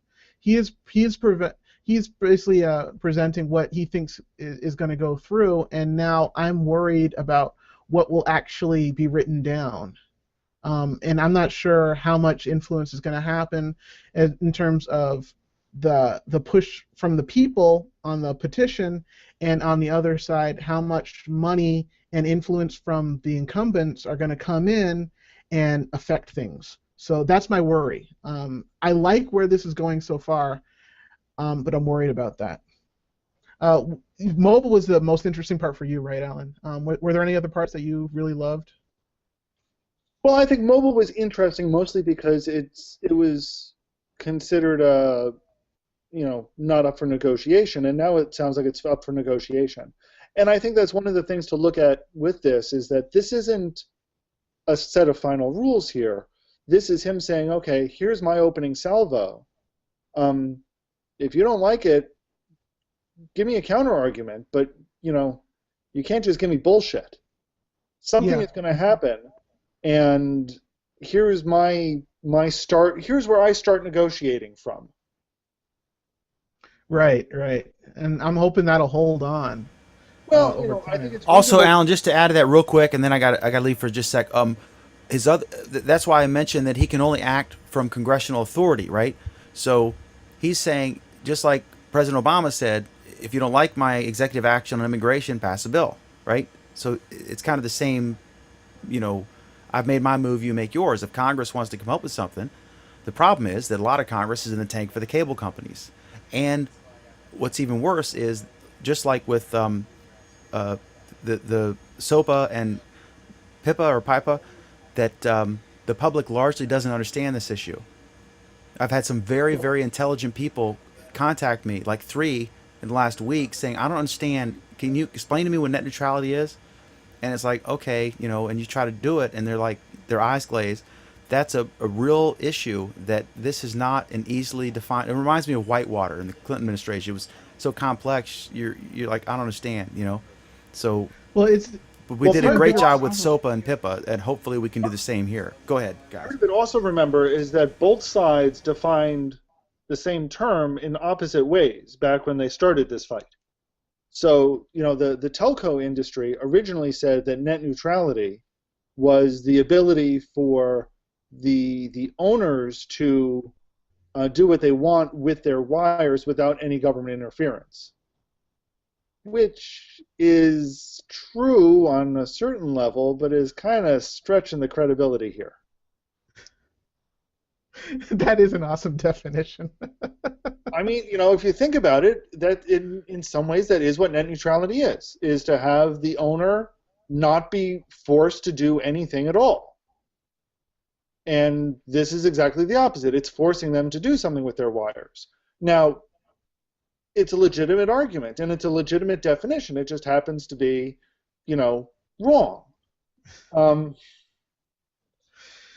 Yeah, it's going to be interesting how this politically falls out, because in the same way that a lot of people contact Dan and don't understand it, we definitely know for a fact that a lot of the politicians don't understand the issue as well. I mean, so they're going to be looking towards someone to help them understand what it is they should be doing, and there will be a lot of very helpful lobbyists that'll be right outside the halls of their offices, But very willing to explain this. Fortunately, we've got lobbyists on both sides of this issue. So we've got Netflix and Google spending a lot to counter the cable codes, and both of those are high-profile names. Yeah, I mean that's why it's encouraging. But it's going to be also interesting to see who gets there first. You know, if there's a run down the hall to get to the to get to the politician, who's going to get there first and who's going to get the ear. Um, I am also wondering how if Title II is going to be adjusted a little bit Who's going to to get the ear is the one with the most money. Yeah, so it depends on how much Google actually spends and how much Netflix actually spend. You know, they may be spending record amounts of money, but I'm betting that the cable companies have already been spending more. I have not looked at the numbers, so I'm just making a wild guess, even though I have Google right in front of me and I could check that at any time. I'm choosing to remain ignorant and then just make numbers up, and I'm going to say that probably in my completely uninformed, my willfully uninformed opinion, I think Google's spending more. I think Google's spending a lot, and the cable companies are spending more. So that's what's in my world. But going back to Title II, I'm wondering if Title II will have to be adjusted a little bit to allow for the freedom of what goes on the internet, because if it's under Title II, it seems like there's going to be more control over the internet than is here now in terms of transmission and content and that kind of thing. And have they addressed the international issue? I mean, you know, the internet isn't just the United States. Like Comcast is, you know, that city down the street, and we're Time Warner, and you know, it's not like that. The internet's everywhere.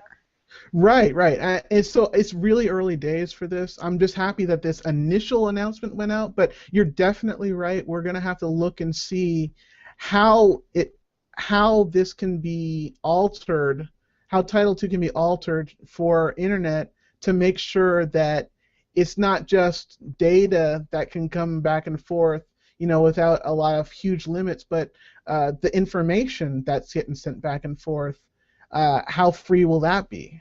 Exactly, and you know, the company that owns where I work is international, and you know, the United States headquarters is on the East Coast, and you know, our network is international basically. You know, my VPN, I can actually sign up either North America or Europe or Asia, you know, depending on the connection. And, you know, that's something to consider, especially some of these big companies like Google, you know, depend on the internet. So how is that going to be handled too? Are they going to be given priority, or are they going to have to pay for priority if net neutrality doesn't happen? You know, what?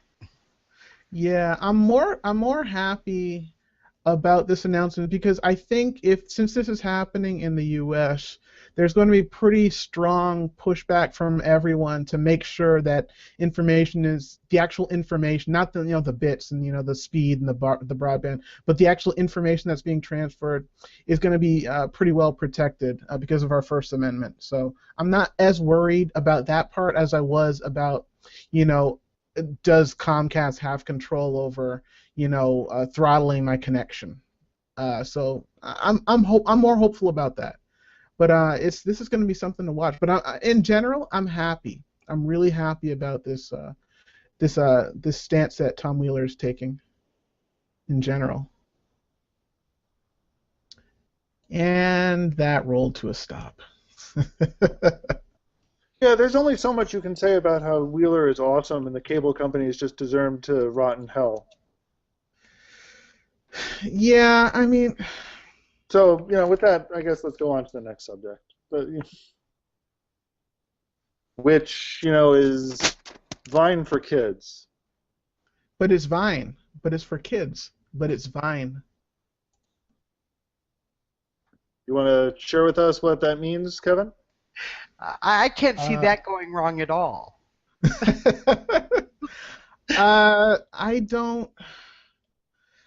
I don't know that that's such an awesome idea That's the that really that was really what I thought about it. I don't want kids using Vine. Is my first is my first impression of what they're talking about. And having Vine for kids to me is not something that I would really want to see either, because I don't want to see kids using. To clarify, I think what they're saying is this is not kids vining each other or producing their own content. I think this is like curated content by editors making it Yeah, it available looks to like this kids, right? It looks like this is curated content only, which I think is a step backwards, but that's another story. It's Yeah, a way to get people hooked on a brand early, like the McDonald's Happy Meals, I think. Or it's a way to fry little kids' brains when they're already halfway fried with the fast content that they see now. I mean, That's a the lame one. excuse, Kevin. That's a lame excuse. I'm not. You sound. No, I don't think That it's a. criticism's been applied to Sesame Street since 1969, and it's bullshit. It's not though. Kids' It is, attention though. span. Kids' attention spans are being assaulted more. They're. Nope. Sorry, Really? Kevin. Sorry. The No, research wait. says you're wrong. No way. I'm right on this one. How No, can you Kevin, say Kevin. what? Kevin, this has been researched pretty heavily since the late 60s, and you're wrong. So what are you saying? That this is a great thing? Oh, no, I think this sucks. But I think it sucks for a different reason. Well, okay. Here's why I He think it he sucks. thinks it sucks because it's curated content, and Oh, that's no, I don't even have a problem with censorship, curated content per se. I have a problem with curated content by Vine. If this was curated content via parents or via some parent group that parents would selectively deal with, I would be okay with that. Really? I don't even know. Really? You know, parents aren't even vaccinating their kids. They don't make good decisions. What are you talking about? Well, Yeah. It's going to be like the religious right controls Vine. No. I don't think that. No. I don't think any group would control Vine. What I think should happen is that if I want my kid to have Vine, I should control what videos they see. And that could be videos. And that could be videos that their friends are making. Mhm. That could be videos that their grandparents are making. And how? Okay, I understand. You might be an exception, but how many parents actually sit down and curate their kids' internet access or anything else? Well, here's There's a guy that Pam. got a like $15,000 bill because his kid was buying fish on some. Pam, you're absolutely right. And the reason for that is because we don't have kid accounts right now. So what parents end up doing is they just give them the keys to the master account. Because we've got no other way to do it. Yes, but if you have the kid's account, and you're saying that the parent has to curate that, then they have to spend the time to select the set of videos that my kid can watch, and they're 15 seconds long. What parent is going to sit down and select 4 hours worth of Vine videos for their kid? No parent is going to do that. So it has to be curated by Kids somebody. don't watch 4 hours worth of videos. They watch the same damn 15-second video 100 times. Not my kids, but then again, my kids are adults. But Your kids are still, older, and hopefully you're not censoring what they're watching. no, I quit doing that when they were 18. Right. I said, No, but here's the thing. It should be, and it isn't. I'm going to say this right up front. But it should be as easy as if I get a Vine video, if I get a YouTube video, if I see any damn thing at all on any goddamn social network, I should be able to, with one click, say, yes, this is something that my child should be able to watch. And otherwise, they don't see diddly squat. That simple, that easy. and it sounds like a great app for you to write. I'll put it on my list. No, seriously. The problem with this is that it's not easily done as an app. It needs to be deeply integrated in our social networks. Yeah, that's true. And That's I've been saying this for 3 freaking years. But also, I think one button press is going to be one button press too many for a lot of parents. Then the kids don't see it. But shouldn't Vine be given credit for making a step in the right direction? They realize that there's an issue that needs to be dealt with, and even though maybe this isn't the perfect solution, it at least is an attempt at a solution. No. I think it is a good solution. I think Vine Kids in general, I mean, is a good solution. The problem I have is with the length of the content. It's not with them coming up basically with a Vine channel. It's with the speed. Yeah, I really do have a problem with it. Basically, you're training kids to be instant gratification. Right. Well, no, I don't agree with that stance. The kids are already on Vine, presumably, and you can try and control the way that they consume the content, or you can ignore the fact that they're on there, but that doesn't stop them from being on there. That's true.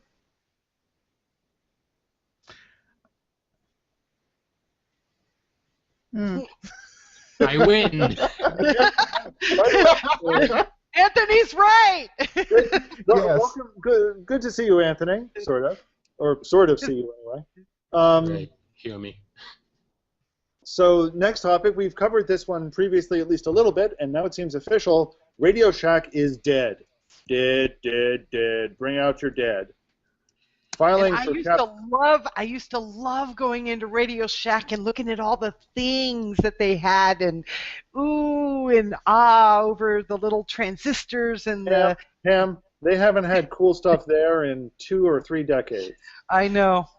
Isn't that sad? There was actually in Atlanta, there was a RadioShack.com, which was a larger type of store for Radio Shack where they actually had a lot more components. It was kind of almost the size of a smaller Best Buy. And it really had a ton of components there, and I would go there for some of the stuff that I would use for some of my classes. It was really, really useful. And that went away a long, long time ago.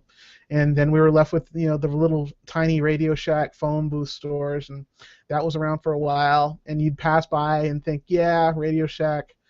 And then you'd pass by and saying, wow, Radio Shack is still here. And then you'd pass by and saying, what? Well, kudos to Radio Shack, because, I think people were forecasting the death of Radio Shack before they were forecasting the death of Blockbuster. So, kudos for them for staying around a lot longer than anyone thought they would. But hey, congratulations, Radio Shack! You didn't die fast. Well, but part of you died slow, the way we love it. They didn't die because they changed their business model, and their business model they changed it in the wrong direction. So, okay, you mean to mobile and yeah? I mean, they instead of embracing the hobbyist angle, they went and embraced a mass market consumer product which you would be able to get everywhere. Yeah. And I never understood that concept. That's so, cell phones when, to me, if I want to go and buy a Verizon cell phone, my first instinct is to go to a Verizon store. Right, but remember, this was at a time when they had stores everywhere and Verizon didn't have stores everywhere. So from that angle it did sort of make sense, but there was nothing stopping Verizon from building stores everywhere. And in fact, what's going to be happening apparently is that Sprint is going to be co-branding with them in a number of their stores, and those are going to be the ones that survive for the moment. Because Sprint wants the retail locations, and this is a cheap way for them to get retail locations. And maybe Amazon, I think, is looking at picking up some of the rest of them, and the rest are just going to die.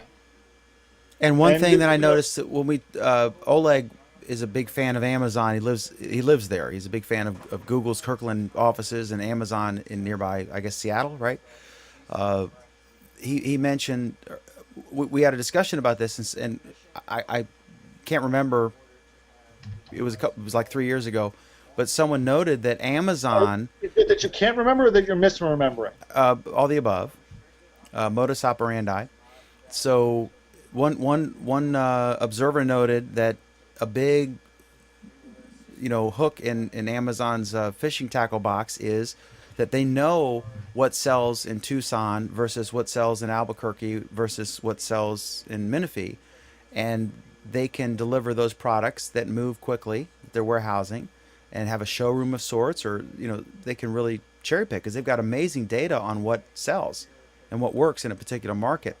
And I've been long a fan of seeing them try to enter the retail space, but do so in a very efficient manner, in the same way that Costco's done a really good job in retail by focusing on what moves and having a palette of that thing. Instead of 17 kinds of cinnamon, they have one kind of one size. It's take it or leave it, and they've proven a model that works. So, but I am sad to see them go. It appears they're going to go. The brand will disappear. Some will become Sprint stores. Some may become Amazon stores. Well, it sounds like the ones that become Sprint stores are going to still be Radio Shacks. They're going to be co-branded, from what I understand. But I'll be honest. I got over seeing them disappear 20 years ago. Yeah. Go ahead, Anthony. To the point of before we move on, to the point of Amazon, taking over some of the locations, I'd love to know what Amazon plans on doing with the stores that are average just below 2,500 square feet. That's not much room for a company that has 1 billion times infinity. Right, but Anthony, what they could do with those tiny stores is, when they start seeing a product trending in a region around a store, they ship one or two of that product to that store and put it on the shelf. Right. And then they can say, we've got you can either order it from Amazon or you can go down to our store and pick it up this afternoon. So kind of like those lockers. Yeah. Well, those lockers which Google bought and then which, they removed. But that's exactly what it is. Do you buy the Amazon rumor? Because I think that it was on Business Insider, and it was, I think, acknowledged to be sources say or rumors say. But for them, wouldn't it make more sense for them to try a retail spot, unless they were so like, oh, wow, this is a great opportunity to really get leases super cheap, because a whole bunch of property owners aren't going to want to see, 2,000 properties and try to rent them all at the same time. Who's going to rent them? Well, here's the thing, Dan. It's not so much that they could get the retail property super cheap. It's that they could get Radio Shack super cheap. The brand or what? When you say Radio Shack, what do you mean? The brand name, like when someone bought Pan Am or Napster, to get the name but not the model? Well, a part of it's the brand, part of it is the locations, part of it is the fact that you've already got leases in those locations, and those are probably long-term leases at very good deals. So instead of Amazon having to come in afterwards and start a new contract, which would undoubtedly be more expensive, they're just picking up an old one for pennies on the dollar. At the same time, it could be incredibly risky, in the same way that I thought that when Sears and Kmart joined forces, that was potentially a brilliant move, although it was two kind of like aging, showing their age retailers. But you were introducing Martha Stewart into Sears, and you were introducing what's the iconic Sears brand for tools, Kenmore for appliances, and say again? Craftsman. What is it? The Craftsman into Kmart. And Sears is largely really a finance company. I talked to somebody who worked in their appliance section. They said that they change the cash drawer like every few weeks because nobody pays cash, because nobody will pay those prices unless they had no credit. But Sears will give them a charge card, so they can do that. But the Radio Shack thing with Amazon, it seems kind of like a fairy tale, except it's such a great deal. In the same way that in the economic crisis, Warren Buffett made some key investments that were viewed as patriotic at the time, and probably were, but at the same time, he got a great deal. And when the guy in Mexico invested in the New York Times, he got a great deal, got a lot of equity. At the same time, it was risky, but the price was right. So we shall see. Anything else on this? Okay. All right. Next up is our next topic, which will be next. Okay, next up is the U.S. government is grappling with drones or unmanned aerial vehicles, quadcopters, whatever. I always get trolled if I say drones because people think bombing in the Middle East, and so the manufacturers. That's the surface of the story, but this is the particular link that I go to is interesting because they explore that, and they talk about how they show a picture of the same drone or from the same company that was used that landed in the White House garden or lawn or whatever, which was I mean, my God, if you can't stop a quadcopter, how are they going to stop, a surface-to-air missile or a grenade and a bazooka or whatever the term is? They're not even remotely the That's same thing. it's a PR fail, it's a logistical fail, and a lot of protecting the president and any public officials in any country is the perception of impenetrability. And that was obviously shattered by this, as it was when the person jumped the fence and literally ran into the White House and through the White House. So that said, the article goes on to talk about things as diverse as the Keurig thing, where they introduced DRM, and that was a huge fail. Make an analogy to how the printers, sell cheap printers to make money on the ink, and then they put like protections, which were eventually hacked. And also that this company said that what they would do to answer this response or to this incident in the White House was that they would do a forced firmware update. So whenever you hooked it would only apply when you hooked it up to the internet to like upload your video or whatever. It would force a firmware update, and it would prevent you from flying within whatever, because you can't fly a drone in the downtown DC area, period. And you can't fly it within so many feet or miles of an airport, and they're going to expand that. So basically, they're going to say you can use a drone, in these areas that aren't banned. And one guy said, I have a great relationship with my local airport, and I call the traffic control ahead of time, and I say I'm going to fly it Saturday with my kids or whatever, and they're cool with it, and I'm very responsible. I keep it, under 100 feet and maximum 500 feet from their borders or whatever, and we have a great relationship. All of a sudden, this mandatory firmware upgrade affects the performance of my unmanned aerial vehicle, and I bought this thing, and shouldn't I have the right to do this? Now we're seeing the government kind of contradict itself. We saw that I think the president advocated allowing, and I think Congress passed a bill that allowed you to unlock your iPhone, which contradicts what Apple wanted, to jailbreak it. But on the other hand, they're allowing DRM or digital rights management. That's the analogy we're using, which applies mainly to music, where you can buy a song, but you can only play it under the terms and you could lose it. This case was famously illustrated with the person who downloaded the George Orwell book, 1984. I think that was the book, over a decade ago, and it was suddenly over a decade, maybe wrong. I think it was 03, maybe not. I'm always afraid to state facts on this program because they could be wrong and I'll be quickly called out. But it was deleted from their Kindles. So, and that one person had a bunch of, copious notes throughout the book for, I think, a college class or something, or a high school class. And the thing suddenly disappeared over some rights issue. And Jeff Bezos later apologized for that. So, on the one hand, it's interesting about the drones being able to, in an effort to diffuse any attempt by Congress or to reduce that, to ban them, to say, let's, we'll cooperate and voluntarily do these things to make it less dangerous. And on the other hand, we're seeing this trend while technology is getting us great things. At the same time, technology is also allowing the companies to intrude on the relationship that we have historically had, where when you bought a physical product, you own the product and you could do whatever the hell you wanted to do with it.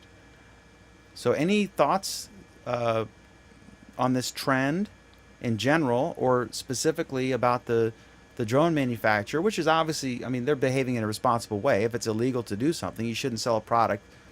If you have the capability to prevent it from being flown into the White House, you should exercise that. I think that's reasonable. But It also, that technology could be abused, in my opinion, in the case of the Keurig, where they're selling this thing and obviously misleading people, and they can't use their old coffee pods. I don't know how to balance this whole thing, but it's kind of a DRM gone awry, as if it ever wasn't awry. But any thoughts on this, Alan? You look Well, like you're poised, or Kevin, Yeah. whoever. Well, okay, I'll go first. There's rules of the road, and in the same way, there's kind of rules of the air. We haven't really had a good public discussion, I think, of what those rules of the air should be for everyone. We've had in the past, pilots licenses, and those types of things, but in terms of the low-level stuff, I think the technology is kind of outstripping our public discussion of those issues, and so they're trying to come up with something that makes sure that things won't be under threat under things that are in the air, and that there won't be conflicts between drones and regular planes, and we won't see a situation where an irresponsible drone owner, flies too close to an airport and it gets sucked into a jet engine, and we have an issue. So I get what they're saying with the geofencing, but at the same time, it does feel weird that they're going to do it this way. And I geofencing don't- meaning a term used to describe the ability, because in order to control these things, they use the GPS system, and by Right. nature they can say, like, if it is, and none of us would disagree that if the company has the ability to prevent you from flying this thing into the White House lawn, they should exercise that. That's just being a responsible manufacturer. But then Really? you You carry think it so? to. Do you think I that's don't know that we all responsible? agree. Maybe Yeah. maybe not. Let's open that up, Alan. You think that's responsible? I think that it's smart and wise, and I think it's responsible. so- if I were so- the manufacturer of the unarmed or unmanned So- aerial Dan, vehicle, Dan, go ahead. So why don't we see this on automobiles? Isn't that what Google's doing? No. I In a- mean, like in a way, automobiles today. It's not Saving that us from difficult to put a G- ourselves. Well, no, Dan, listen to me. It's not that difficult to put a GPS system in every car sold in the U.S. that would automatically turn off within if it goes inside an area. I think they do put GPS in a lot of the new cars. That kill the ignition. I don't know if it kills the ignition, but I do know that was one of the. I remember reading it in an article that they were doing that now. That I know they that were- I know that GM can do this with vehicles and basically Well, all yeah. of their vehicles. Yeah. But Was it, it's not an the automatic OnStar process. or It's a whatever, process that has to go through the police department before GM, or it has to go through the police department or the owner of the vehicle before GM will kill the ignition of a vehicle. Right, but what Dan is And it's a essentially proposed relatively is that- slow process. what Dan has proposed is that all auto manufacturers should build into the system that if it goes inside White House gates, it should automatically shut off. No, that's not what I said. What I said was Really, why not? You mean Dan? you're you- connecting dots. I Dan, mean, Dan. So you're endorsing car bombing the White House? Is that what No. you're endorsing? because my fear is the obvious point you're making is that could be abused by an overzealous government, Edward Snowden, hello, and also that could be hacked into if they had that control. What I'm saying is, No, that's not my concern at all. But go ahead. But in this, go ahead, Pam. I was just gonna say they have the aftermarket thing that you can buy, LoJack or whatever, that and kill switches and stuff like that on cars now. And I just to mean, note, our they fear. exist. They just I don't know who controls them, right? So is that the issue? Well, Dan is saying that it doesn't matter who controls it as long as it isn't you. I'm not saying that, and I That's would exactly just what you said. no. What I said was, and I would just note, our fear of Pam is enhanced during the latter portion of our program because she always gets to bump in whenever she wants. But I love you, Pam. No, so here's the deal. What I'm saying is that if I owned a drone, or UAV, whatever. You guys always troll me when I say drone, but that's the word that most people associate with it, even though it's too broad a word. Just say drone and keep talking. That's my friend Alan, my dear friend. So the point is that if I owned a company that produced these quadcopters, and one of my products were you, and these are not. I mean, they sell expensive ones, and they sell a couple $100 for hobbyists. This is not a $12,000 thing. So, and some drunk government guy flies one to the White House, and I had the capability and was already exercising it to use that to prevent operation during airports, to in a way to say I'm being a responsible player. I want people to be able to play with their UAVs and do their thing, but at the same time, I don't want them landing in the White House. To not exercise that ability would be irresponsible. Then explain to me why it is responsible for auto manufacturers not to include the same thing in their cars. You could make an argument with that, although there's a difference because if my Because UAV, the car can carry more explosives than your UAV can. however, the UAV is not carrying human beings and cannot carry a payload of your 3 kids, and your life is at stake if it gets hacked. If a quadcopter hits you in the head, you'll probably get cut up, but you are unlikely to die if some. I think we're completely jumping the gun here. Talking about terrorist attacks, and I think the only reason that we're talking about terrorist attacks with drones is because one happened to go over the White House fence this past week. Clearly. Right, which I is why think they're taking this utterly stupid act of talking about limiting the drones to not be able to do that again.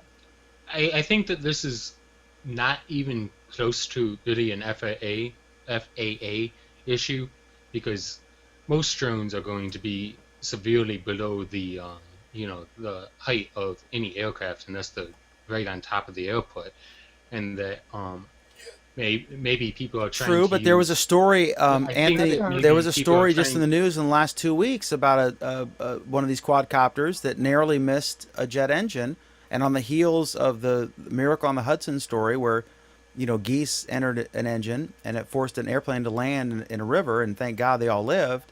Unlike this awful incident in Taiwan, it is an issue. It's a legitimate issue. Because It's an there are FAA always issue going to be, because there's going to the be some FAA drunk declared it government the- contractor who's such a freaking moron that he's going to land his fucking thing in the White House lawn. What was he thinking? Right, but the FAA already controls the airspace over airports. I mean, you're not going to be No, allowed they to control the drive- airspace, period. Yeah, everywhere. Anyways, I think that has a lot more to do with privacy than it does to do with issues that the FAA would have with them, and that the privacy advocates are using the FAA argument in order to push their arguments. Well, we do have to keep in mind a couple of things. One, drones can definitely get in the level of airspace. So something does need to be declared in that area. I mean, they really can get as high, as jet airplanes. Not in cruising altitude and everything, but if they're taking off and coming down, they can definitely hit that. But also we have to realize that I'm not sure how much geofencing is going to work, because that technology is pretty easy to circumvent as well if someone wants to be a bad actor. So All right, I I'm got a not question sure. for Kevin. I got a question for Alan. Yeah, Here's that's the more important issue, I think, Kevin, is that nobody really cares about this because it's easy to break. Right, it's like a half-height Kind of fence. like the Keurig thing. Okay, Yeah. so here's my question for Alan and for Kevin. Let's say that you had, right now we're grappling with, Hollywood. A few have been approved, but in general, if you wanted to make, your college project movie, and you wanted to offer it on YouTube and monetize it, it would be illegal for you to use a quadcopter to get the aerial footage you wanted. A real estate agent who uses a quadcopter to create a nice aerial view of a property, that's illegal. That's a federal crime. So until we figure this out, if the I guess the FAA, which is the regulative body here, if they came out with a solution, perhaps on an interim basis, which of course everything is, I guess, as technology improves, if they said that if you buy from a company if they came up with some set of rules that had the ability to create these zones where you could and could not fly, then we would, if you use that particular, any of these approved models, and any company's free to apply, that you could freely use it to make a movie, a film, sell real estate, or any other commercial purpose. Because it's important to note that amateurs just doing it for nonprofit can do this now. They just have to obey certain rules. But it's specifically banned unless you have one of literally a half dozen licenses. You can't make a movie with is it there a or any question kind of here commercial somewhere? thing. Yeah, would you favor a proposal like that? Uh, Where the government Okay, said if we work with certain manufacturers that will do what this company's doing, where they're going to physically disable the drone from flying into the White House or near an airport, then we're going to make it wide open, and you can make your movie. You can use it for journalism purposes because it's illegal for a television station to use this. It's illegal for CNN. It's illegal for Amazon to. Although that's a different issue because they're bringing a package, it might hit somebody in the head. You know, that whole issue. But if you maintain visual range the whole time and whatever, I mean, let's summarize this up. Kevin, beginning with you, what's the Oh, solution to please this let's problem? summarize it and don't let Dan try. Thank you. Okay, what if I only had the choice of a geofenced quadcopter, I wouldn't like that choice very much. For I would commercial want- purposes, right? We're not talking hobbyists. Hobbyists can buy whatever and use it whatever as long as they follow the rules. It's only banned, period, for commercial purposes, for the real estate agent, for the journalist, for the movie maker, and any other number of scenarios. So we're talking about that aspect of it. I still would not want that because then that would put me at a disadvantage to the people who are using it at an amateur level. I wouldn't want to see that. I would want there to be rules as to where I could approach it, but I would not want them to be baked into the technology because I don't trust that the technology would handle it well enough to not become defective because of programming. Just give me the actual places where you don't want me to fly, and don't limit the technology to stop me from going there. But Wait a minute, Kevin. yeah, Kevin? uh-oh.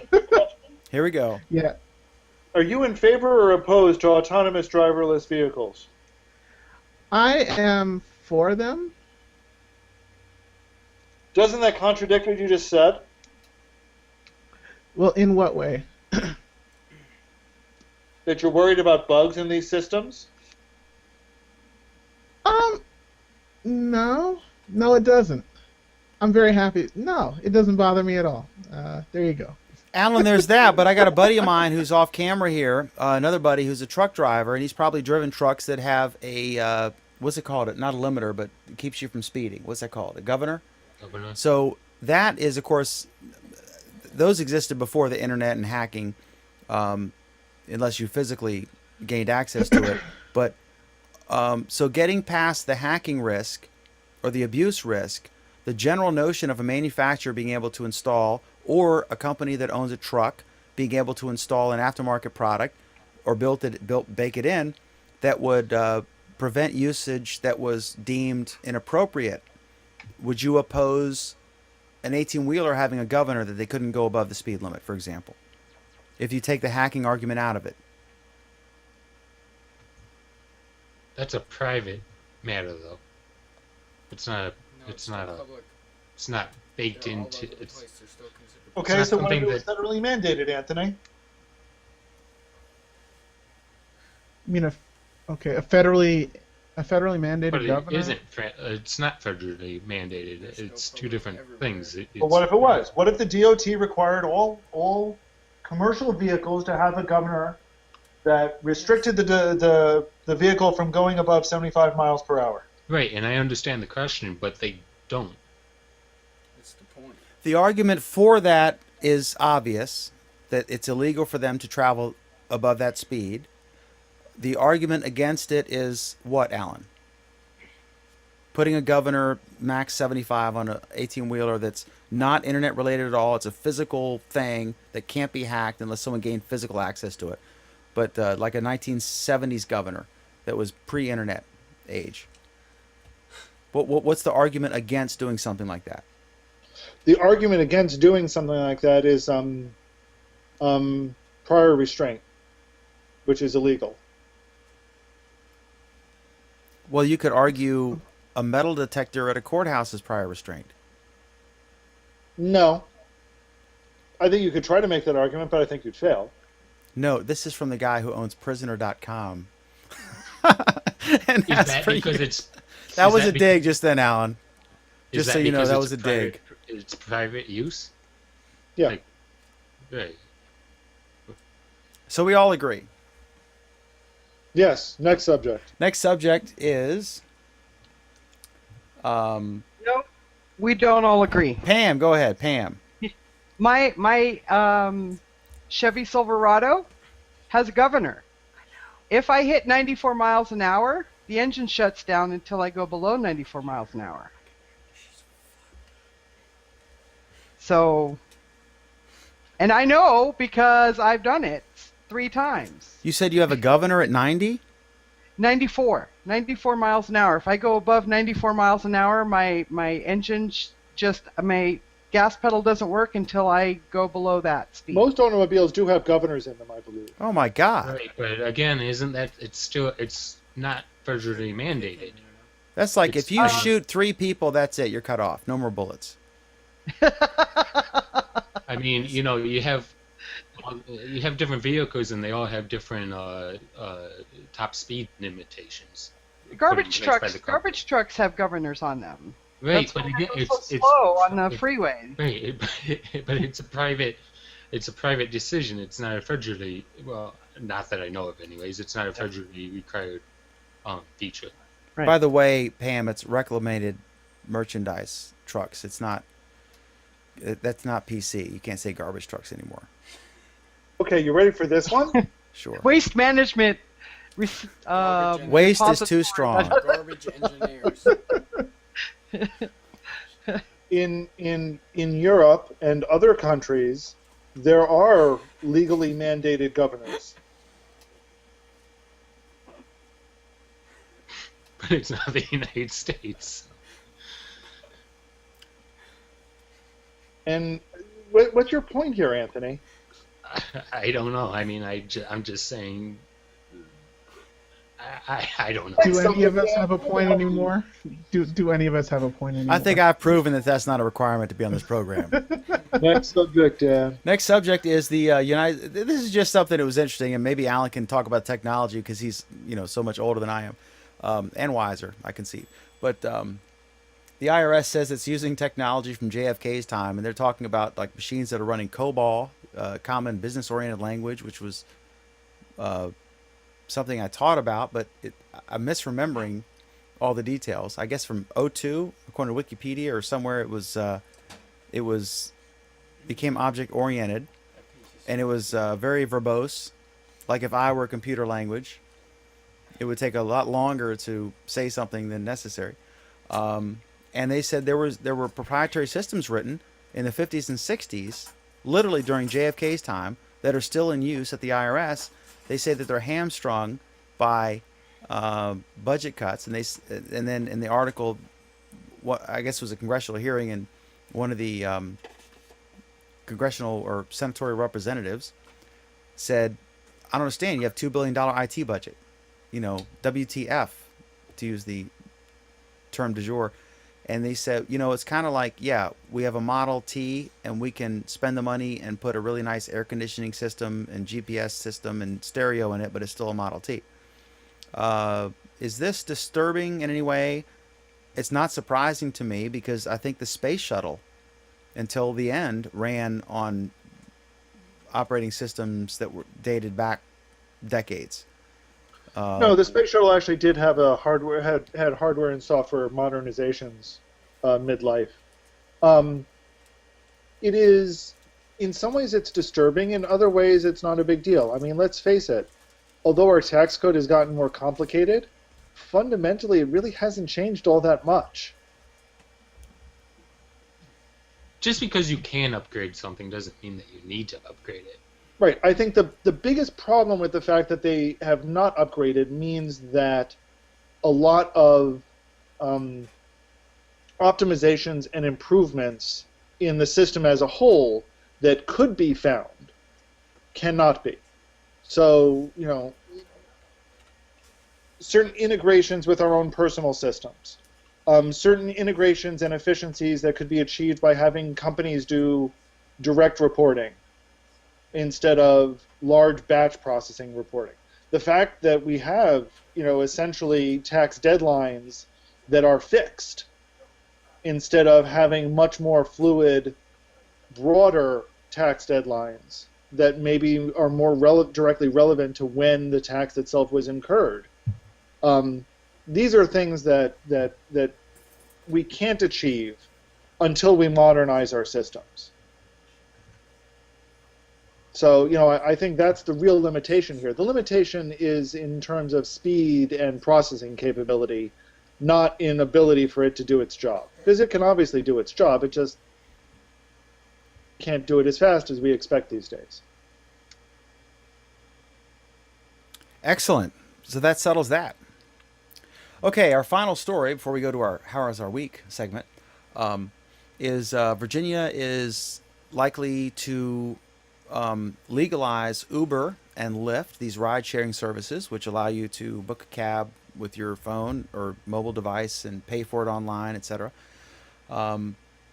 What's interesting, and the whole thing was Uber and Lyft were so innovative, is that they were technologically innovative, that you could pay for it with your phone, that you could rate a driver and you could see others' ratings. And you could say, okay, there's a guy 3 miles away, he's a 5-star, and there's a guy 2 miles away, he's a 2-star. I'm going to go with a 5-mile guy and wait. And anybody could participate. You could just get your car and sign up and pass the whatever test they have. So they were challenging the incumbents, and it limited the barrier of entry to become a Lyft driver or Uber driver. Anybody could do it instead of the archaic, bureaucratic taxi medallion system where you could have paid literally, and Alan can correct me or back me up on this, I think literally it could be 6 figures to get a medallion for the right to drive a cab in New York City. So similar to like a hot dog stand, the rights to operate one, they were limited in, they were grandfathered in. So while they were so disruptive, It's actually a really lousy example, but keep going. well, the idea is, I'm talking about the barrier of entry, which is the side story here. So Right, but my point is the barrier of entry for a hot dog stand is actually pretty low. It depends on the county. I think I know one guy who paid a fortune to get the right to be like on a certain, like a license, whatever. But anyway, I digress. A rare digression by Dan. So anyway, so Virginia's solution was they determined that it would cost $400 and some thousand a year to regulate these services, and they're going to get some fees from licenses by the actual drivers, and they're going to force them to have each driver will have to have $1 million blanket coverage, which sounds draconian, but it's not. I mean, you probably get that for under $1,000 a year, and if you're going to become a professional driver, then that's attainable, but and reasonable perhaps for someone to insure you. But they're going to force the companies like Uber and Lyft to pay a $70,000 first year license fee, followed by a less expensive fee of like $3,000 or $4,000 in subsequent years, which could be adjusted to break even on the cost of regulation. And I think this overwhelmingly passed the General Assembly in Virginia, and I'm only pointing because it's local to me, so I saw it. But similar arguments are happening everywhere because the people want the services, but the legacy incumbents are pissed off, and I can understand why, because they're really regulated. As the regulations pile up, every time there's an incident, there's new regulations, right, to prevent another incident like that. And but the consumers want it, so the politicians are being populist here. But I wonder if what I find ironic is that the reason these are so popular is because they're less expensive and they're more convenient. They're better because they're innovative and they're new, and they're basically bypassing the old legacy model, which was very expensive. At the same time, they're locking in the new incumbents, Uber and Lyft, by saying there's a $70,000 license fee, which is a barrier to entry. So if some 23-year-old comes up with or 17-year-old comes up with a really brilliant app to do it a little differently without violating any patents, and he wants to do it. Now there's this new entry level fee of $70,000, which to a 17 or 22-year-old is as much a barrier to entry as a 6-figure taxi cab medallion would be to someone older. So I'm wondering if we're like just creating a new generation of incumbents. Any thoughts on this, Alan, or the whole Uber Lyft thing? And you can expand this to the general topic of the, Michael Ellis renting his loft or his basement to co-eds, that kind of thing. It's interesting because they're responsible for maintaining the safety, etc., and they're lobbied heavily. At the same time, the consumers want these services, and we don't want to stifle innovation, but they have a responsibility to do it safely. Any thoughts? I mean, I wouldn't want to be in the hot seat on this. Well, you've just covered everything, so I've got nothing further to say. Anthony, a man of few words, but when he speaks, he's basically E.F. Hutton. Did you have anything you want to throw in there, Anthony? No, I don't. Alan, I know you've been in New York City. Have you used Uber or Lyft or any similar service? I have not used Uber in New York City. I used it when I visited Philadelphia recently. What was your experience versus traditional yellow cabs or black cabs in London, whatever? I've never used a yellow cab in Philadelphia, but it was relatively painless. I mean, I've used car services before, and it was a car service. I mean, there was nothing really all that radical about it.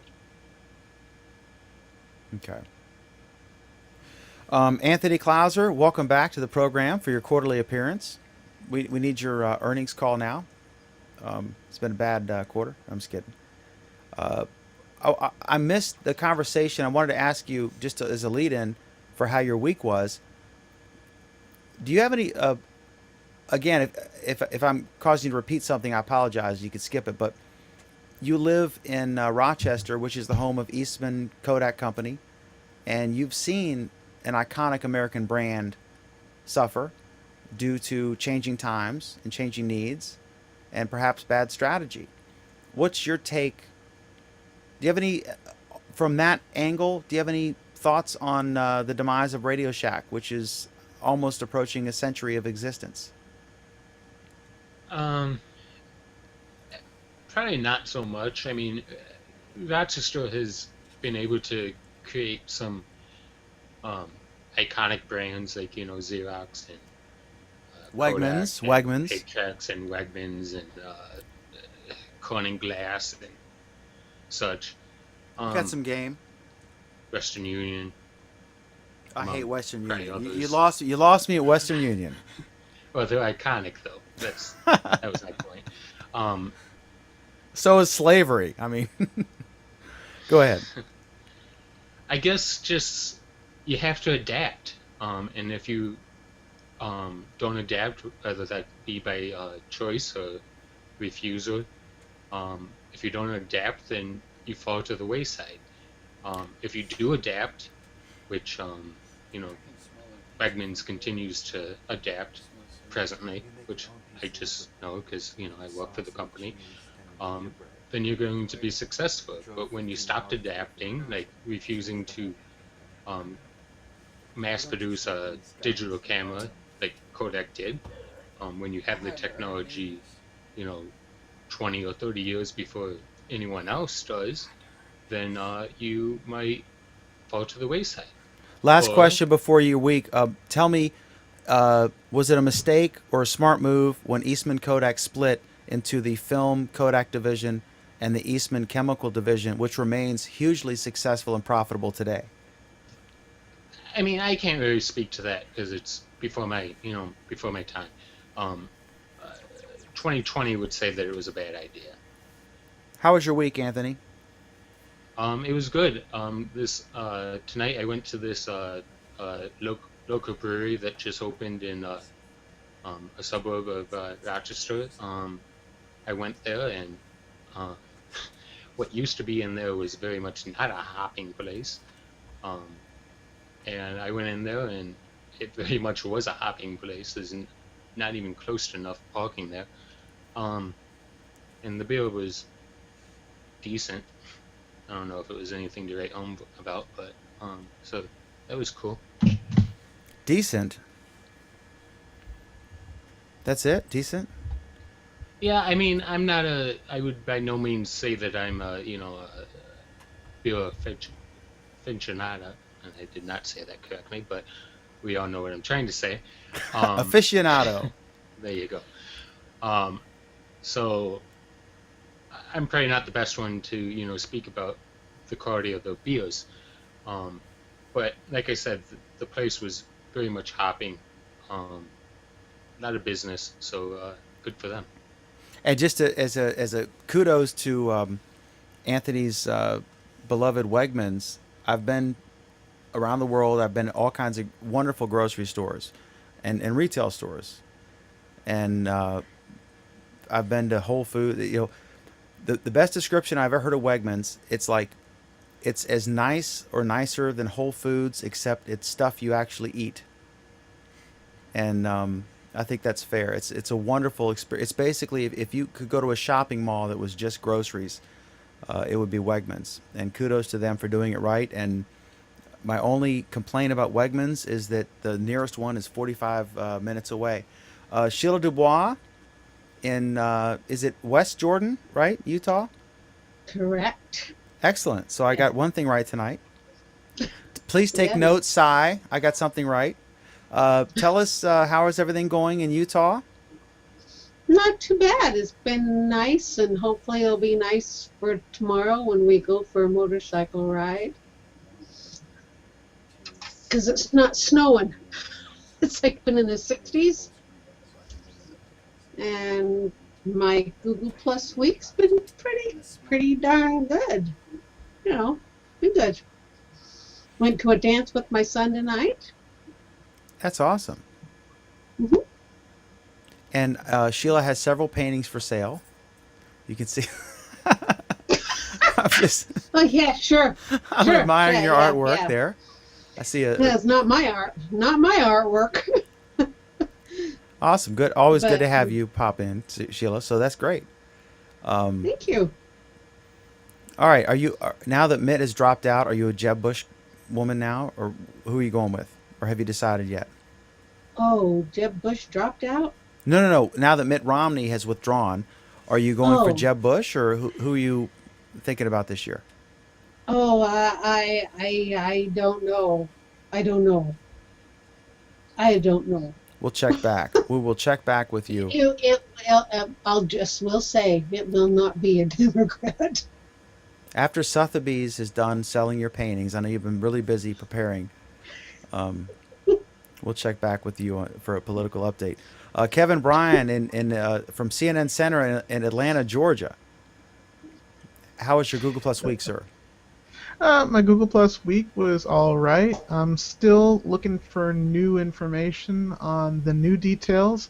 For anyone who doesn't know, Google Fiber is coming to Atlanta.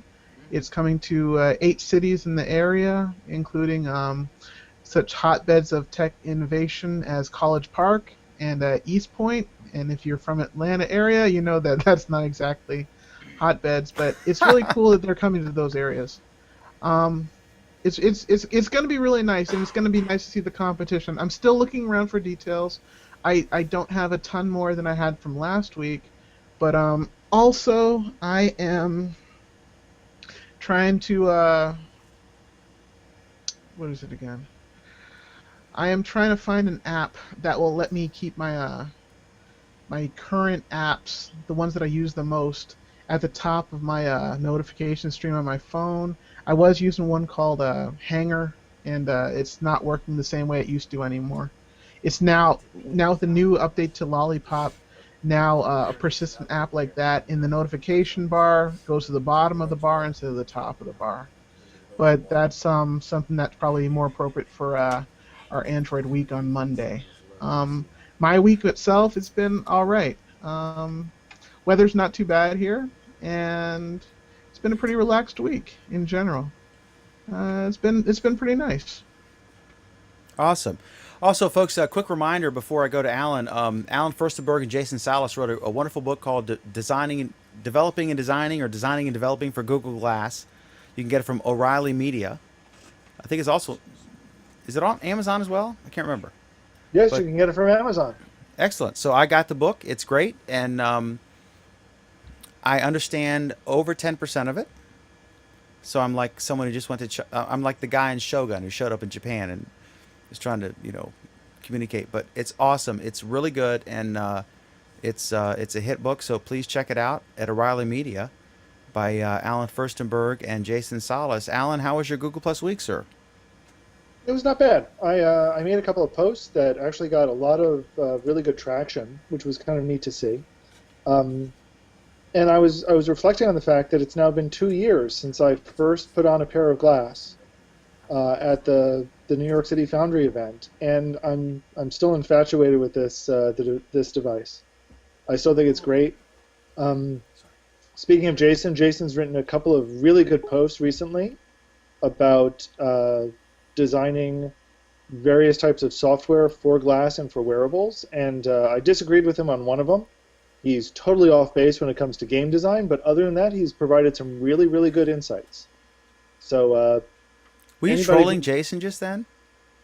no. Am I not I said alone? it directly to his face. he and I disagree vehemently about game design for glass, and he's wrong. But he's right about a bunch of other things. So if you're into designing for wearables, check out some of his recent posts. He's done some really good stuff recently. He also looks a lot better on camera than you or I do. So kudos to Jason. Even in SD, Jason's got some visual appeal. Awesome. Thank you so much, Alan. And this is a great show. Thank you for the comments. Let me do a last minute check here. I'm going to check my YouTube comments.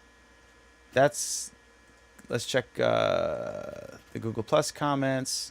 Cy and 2 others. Let's see here.